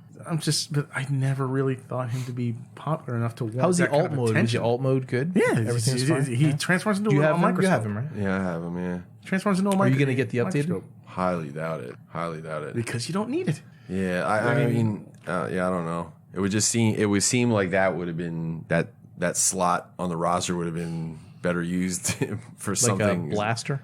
Do you think they're going to do you think they're going to release it under that same banner that they were going to release or that they released that slag, that cesium? I don't know. Nah, I don't think so. Or is that dead? I think that's that might be. that's pretty much dead. Right? I think that might be dead because remember, if you remember correctly, they were going to release the Cyclonus under that, and then they they didn't. just went Fans Toys with it. But they didn't have they weren't remaking a Cyclonus. That slag was a remake of the first slag that they made. Have they redone any characters before besides Slag? I know they're redoing Sea Spray, but they haven't done it yet. Yeah, you know what? The Fans Toys is revisiting old figures again. Yeah. Why? I don't get it. Oh well, Huffer's not a revisit, and Soundwave's not. No, not Huffer, but like they redid Slag. They're redoing Sea Spray, right? Yeah. They're redoing Perceptor, but it's all characters that like why bother? Out of those three, like Slag is the one that made the most sense. It made the most amount of sense Because I mean the dinosaur mode did look better. Yeah, It looked more accurate. but I mean he was a more as a Dinobot was a more sought after character than either Perceptor or like Sea Spray and Perceptor are head scratchers. Yeah, I don't understand. Is there any other why. MP Perceptors out there? No. No. I mean, for people like you that didn't get in, that don't want to spend $250 on their original Perceptor or Tesla. Would I get but that? Again, I think it would have been cheaper for Fans Toys just to re-release the original, maybe with a new face sculpt, because that was one of the complaints about the original. Was the face? Yeah. Just sculpt a new face, re-release the original, and save themselves a whole bunch of money, as opposed to all the money they would have to spend in developing and remolding and sculpting and all that shit, and just basically designing a whole new figure. And I know, to be completely honest with you, I'm looking at this new one, and listen, it's a render and it's one shot from one angle, but I don't know if I'm all that crazy about it. I just think it's weird. Yeah. I'll tell you what, though, the Huffer I am psyched on the Huffer because I still have the original Cubex, I think it was. Yeah. Cubex Huff. And back when they were Cubex. Yeah, that one I can. Hasn't done anything lately. What's that? Batcube hasn't done. I think anything Batcube shot out, man. Yeah, I think they're done. Yeah, yep. That Captain Huffy's the last thing they did, right? Or was it the side swipe? Might have been the side swipe in the Red Alert. It was one of those three. Yeah. I think the side swipe and the Red Alert came out at the same time. Yeah. Yeah, it was either those two or Huffy, Captain Huffy. So I don't know. I mean, we'll see. We'll see what goes on. I think out of all those, I think I might be in on the Soundwave and the Huffer. You in on the Soundwave? What about the tapes? The tapes, if the tapes are separate, I'm out. Yeah. Because I'm imagining that Fans Toys wouldn't be, or would they be, ballsy enough to do their own tape scale? Well, it looks like they are. They don't look like they're. They look like they're going to fit in his chest. So it's not like they're going to be Ocular Max size, right? Well, they're not going to be Ocular Max size, but like MP size. I mean. Oh, I see what you're saying. That size they might be. Right. Like they might. So if they come separately, I wouldn't get them. I would just get the Soundwave because then I could just take. I would imagine they would include Laserbeak with.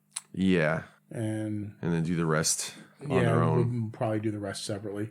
But if I were to, or they might surprise us and just include all of them with them. Yeah, but the thing there, they're not just including them all. Instead of paying 180, you're going to pay whatever. Yeah, you're going to pay. Which is what they might you still do. Would pay less than for version 2 Soundwave from Takara. Yeah, you're still going to pay less. They might include it just to almost force you into buying them because I think a lot of people might do what I'll take the Soundwave, but I'm just going to keep the tapes because maybe you're getting the Ocular Max ones or maybe the.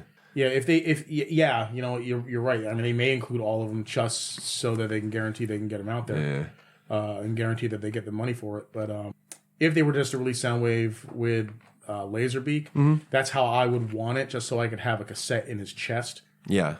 Because there's no guarantee they're going to make him size compatible with the MPs. Yeah. So I think they. I just use the MMC tapes for my transformed cassettes. I think they probably. I'm thinking that the tapes are going to be the same size, but regardless of that, I'm probably in for a Soundwave because then I'll be able to get rid of the original Soundwave and then I'll have a Sound Blaster. That's the Kara one and then a Fans Toys for the regular one. I would think that they would probably change the size of the cassettes from the MP. I wouldn't expect them to make them size compatible because they're going to want to sell theirs. Yeah, but if they made them size compatible, then there's no reason for them to buy new cassettes. Third party does make shit compatible with MP stuff. Like I've seen them, I've seen Optimus Prime's trailer on Motormaster. And whatever. Well, yeah, but they're still releasing a trailer for him. They just did that so people can have a trailer hooked up to their Motormaster. No, I get it, but I mean, that's probably not a really good example. But I know there's been examples of third party stuff that's worked with Masterpiece stuff. I have to just dig in and look for it. Sure, but not like an entire auxiliary figures. Like the cassettes. Like it's usually like accessories and stuff, not actual characters. Yeah, we'll see. That's all I got for Twin News. Move on. Mezco 112 put up for pre-order their Two-Face. So that's the first Mezco that I pre-ordered in some time. They did up the price on it though. He's like $95, or is it $90? And BBTS now is requiring a 10% down payment now on their Mezco figures. So I can't just go pre-order them willy-nilly and then decide later if I wanted to keep it. Because that's what I used to do. I used to pre-order every one that would come out and then later decide if I want the figure or not. Because BBTS just would, it was basically one button canceling. But no, I really want the Two-Face. I did pre-order their classic Harley Quinn and then this Like there's a new version of Harley Quinn that they put up there. Or the Birds of Prey one. No, it's a different one though. I think it's supposed to go with their punk Joker.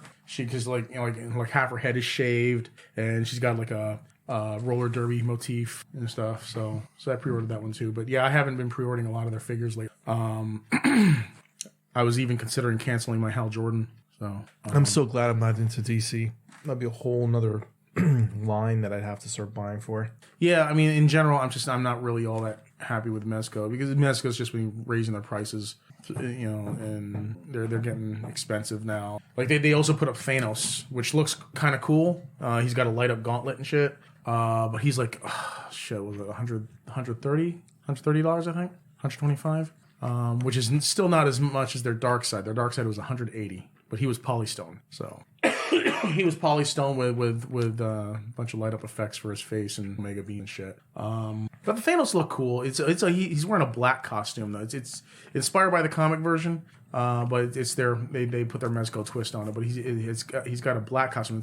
It's a little bit baggy too. So I didn't pre-order that either. I thought about it, but I'm like, they've been putting out all their like freaking. Did you order Bane? The Storm Collectibles? Yeah, I did. Yeah, he's sitting in my stash right now at BBTS. I actually pre-ordered all the Injustice stuff.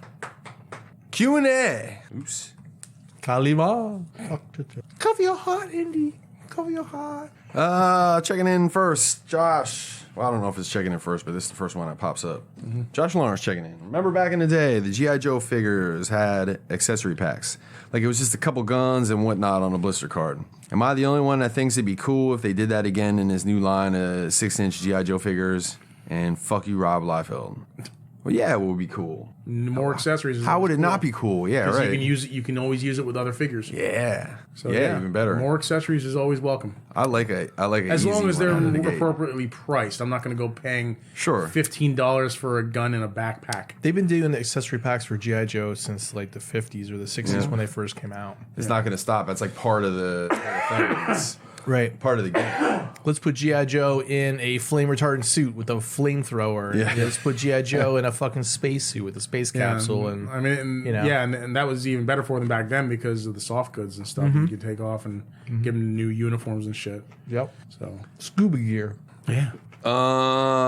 Checking in next, Gary Allen. Share your favorite toy show or comic / collectible convention memory. Not as a vendor, but as an attendee. What was the event or scenario that got you interested in attending? Who's going first? I think the first toy show I ever went to was just a small little venue, but it was the first time I had ever seen anything like that, As I told you before, my mom's coworker introduced me to toy collecting back in the late 80s.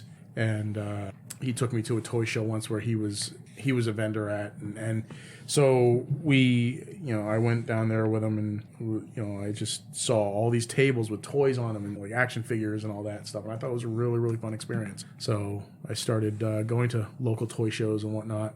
My dad would take me and everything. So I was picking up my Playmates Ninja Turtles figures. That's where I actually got got the original, the very first version of April O'Neil, the one without the blue stripe. I sold her a long time ago, which I should have helped. But yeah, and that's where I learned about how they have figure variants, things like that. How certain variants can be worth more because they're harder to find and all that sort of thing. But that was from back in the time when toy collecting was more about the lucrative aspects of it as opposed to just the actual collecting and displaying of them. You know what I mean? Mm-hmm. So. Nowadays, I don't really concern myself too much with the monetary value of my figures so much. I mean, I do like acquiring rarer and harder to find figures, which in turn end up being worth more and more expensive. I do like owning those rarer pieces, but I don't, like I said, I don't really put much stock in the value, the aftermarket value of my figures because I don't usually intend to sell my stuff, and I don't buy it with the intent to sell it. So, but yeah, so pretty much the first toy show I ever went to. I don't remember where it was. It was just a little venue, just like a little. I don't even want to say it was a warehouse. It might have been like a high school gym. I never went to any type of toy shows like when I was younger. The first real convention or show that I've gone to was a computer show.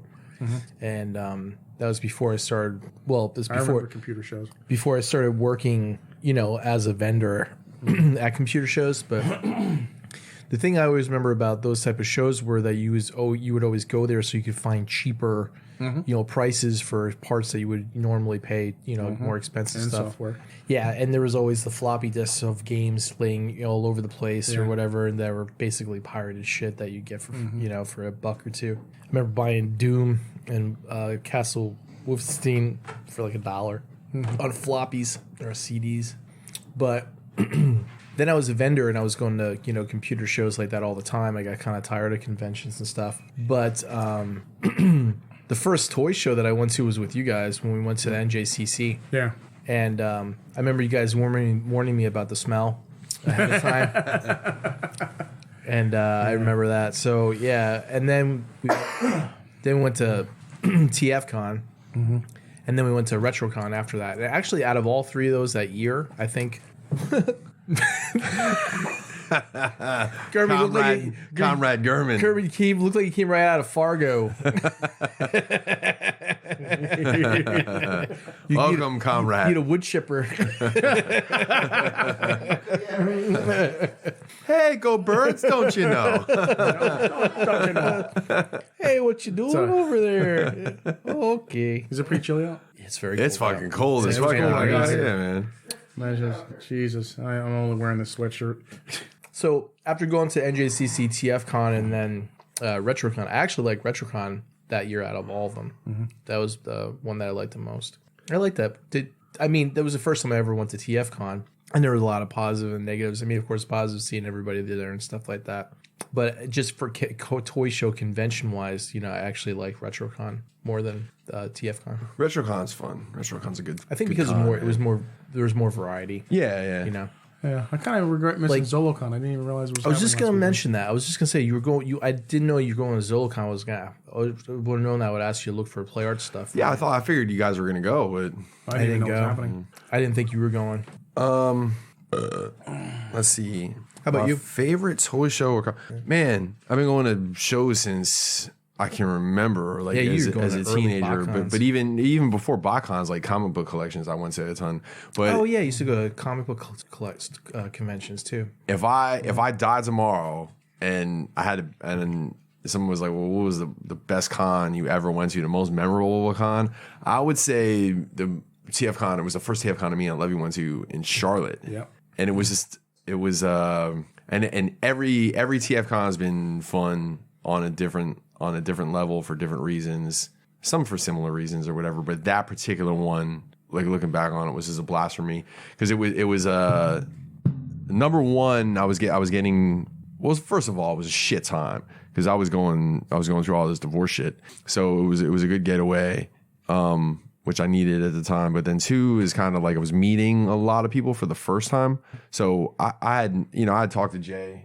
I had talked to Jay Brennan a bunch, leading up to that, and Brandon and Abby Green, and basically a lot of people, man. I met Yule for a minute while I was there, and a lot of the people that we kind of hang out now. And I think was Josh. No, Josh wasn't at that when he was in Chicago. But anyways, yeah, meeting a lot of people for the first time, so that was awesome too. But then there was just like the whole partying aspect. I was in fucking full on like goon mode, and I hung out with Abby the whole time, and we just got completely fucking loaded, and then went to the Waffle House and all that shit. Like there was just like a 3 a.m. drunk Waffle House. Yeah, man. It was the whole vibe of that con, and the whole time I had at that con was something that'll never be able to be replicated again. It's like when you smoke weed for the first couple times and you get this super high, and then you smoke tons of weed for the rest of your life trying to chase that, and it never happens again. And that's what that con was, man. That con was just a blast on every end. Was that the year that you met John Bailey? No, that was the following year. Yeah, it was the following year. That was. Oh, I was saying. Yeah, I'd say the following year was then probably the most memorable. That was a good year too. That was the year we met Josh at. Yeah, that was a good year. And Jimmy Smith, we met him at that one. Yeah. That was. I remember Levy coming up to me at that one, the Chicago one, or was it Charlotte? I can't remember which one. It's like, hey man, Skullface went walking by, He's like, take a picture of me and Skullface or whatever. So I did, and then Skullface Charlotte walked off, and I said, "Who the fuck is that guy?" You know, What? huh? What? I said, "Who the fuck is that guy?" Skullface. I didn't know who he was. I didn't know he was a reviewer. Like, I was the exact guy that they'd be fishing for, like when they're like, yeah, that fucking Skullface guy. Because I just saw him, you know, I'm like, who the fuck is that guy, you know? Before I knew who he was and shit, or I had to talk to him. But yeah, that was funny. Yeah, those first, the Charlotte one and the Chicago one, but the Charlotte one especially, that one kind of got a spot in my heart, man, for various reasons. some of which I can't talk about in the show. But whatever. Good times. All right, should we move on? Lorian Vargo checking in. I love a Transformers lover. I know, it's not as good as yours, obviously. Jed says, what a loser. Opens to interpretation. Am I talking about myself or am I talking about my wife? Dustin Hayward checking in. Or both. Dustin Hayward from THC says, do you think the new 6-inch G.I. Joe line will be more like the Black Series with mostly unique sculpts and more paint, or Marvel Legends with a lot of reused parts? I think both. I think like the pants and stuff, we might see some like the legs. You might see some reuse with because of the general pant sculpting. Right. But the upper body is like where like a lot of the uniqueness comes in with the character, the clothing and stuff. It's not like Marvel Legends where a lot of the costumes are skin tight, so you can just reuse a lot of the body parts, and for any kind of like unique features, you can just add like floating pieces to it and stuff. Like G.I. Joe characters tended to wear looser clothing. They Gung Ho wore a vest. Freaking Lifeline wore like a full jumpsuit, you know, I think with like, you know, the red and the white and everything. Like Duke wore a brown button down shirt with, you know, military fatigue pants and stuff. So, you know, like I said, with the pants, you probably have an opportunity. They'll have an opportunity to reuse parts, but I think for the upper bodies, they'll have to do a lot more unique sculpting. I agree. I haven't really given it much thought. Yeah, I hope they're good. I think they'll be. I'm sending you guys a picture in the chat. No, it's not dirty or anything. It's pretty fucking funny. Yeah, I see that. Did you see her? Yeah. Is that quick question? That's not been officially announced or anything? The G.I. Joe thing? It's just rumor, right? I think it's still rumor. Just rumor, yeah. But I thought peculiar. Dustin and Josh came up with G.I. Joe. Yeah, man, this isn't a G.I. Joe podcast. I'm psyched, man. I hope they do it, man. Yeah. It's going to be weird because they'd be buying them 6-inch figures, and there's no way I'm ever going to buy a vehicle. So I'm just getting the characters for the characters. But it would definitely, I'm psyched for some of them, not all of them. Mm-hmm. I'll be picky about G.I. Joe's. Scale Sky Striker. Yeah. Or a USS Flag. The flag, you just be living on it. It's just like the first floor of your house. Yeah.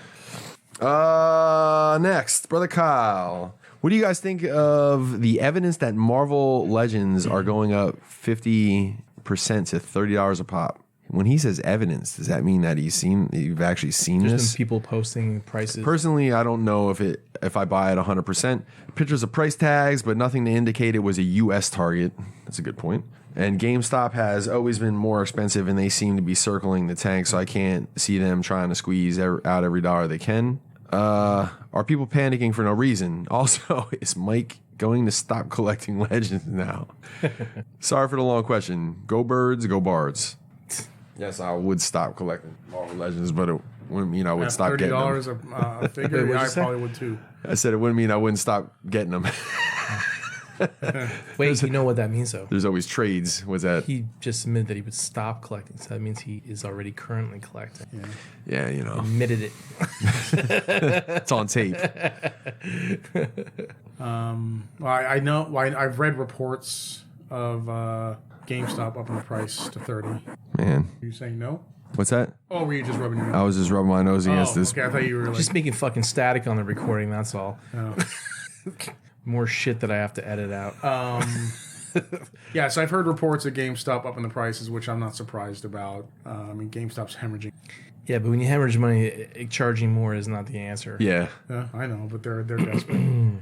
I don't see Marvel Legends being $30 a piece. Not at regular outlets, but like I said, I can see GameStop doing it. Not when they're fucking Walmart selling them for $4.50. You know, overall, maybe GameStop's up in their price $1 or $2 or something. Maybe those are Canadian prices. You know, it's maybe I'm wrong. Maybe we'll start seeing $30 fucking Legends, but I don't know. I doubt it, and I don't see why that would be a solution for GameStop if they're circling the tank, because it's not like it's specifically a Legend stuff. I mean, they sell a whole bunch of other shit like NECA and fucking everything else. So. They have seen how popular Marvel Legends. Yeah, but they sell them. But I've seen Marvel Legends on their clearance racks too, so it's not like all of them sell that great. So I don't know.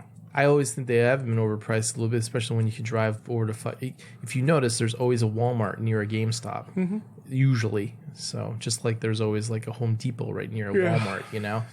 So, but unfortunately, at all the ones in my area, like I can never find anything anywhere. Like at GameStop, Target, Walmart, like there's almost nothing. It's because you have more population, bigger amount of people who are collecting that are going to be going to those stores to buy out all those products. And like I said, there's a guy that works at the Walgreens across the street that picks stuff up for his scalper buddy. Yeah. So, but as for prices of things like going up, of course they're going to go up. I think there would probably be a price increase on things, especially with Hasbro talking about getting rid of their plastic packaging and going to different things. So yeah, maybe they will recoup things by upping the price. Especially with the Wuhan. Yeah, they're gonna wrap all their figures in blankets. So it just, I don't know. I always see GameStop trying to charge a little bit more, like they always do, but they always have discounts though too. So I mean, will that change stop me from collecting or stop Mike from collecting? No, but I think it'd probably be a little bit more selective with choices instead of trying to get everything. Well, it's how I am with Mezco now. Mezco up their prices and stuff. Yeah. I'm just more selective with what I get, and I only get the ones I absolutely right. So what's next? Last question, and then we can wrap it up. And it is Adam Urban checking in. Does your significant other get mad at you if you came home with a new toy on Valentine's Day? No, mine wouldn't. No, she never really gets mad at me when I buy something. Anyway. Nah, because my wife thinks everything's $20. $20, yeah. Come April 10th when I get that fucking Play Arts Kai bike and fucking cloud in the mail, that big giant box with the video game, she's like, how much you pay for that? I'll be like, $25. $40. $40, yeah. 20 for the game, 20 for the bike.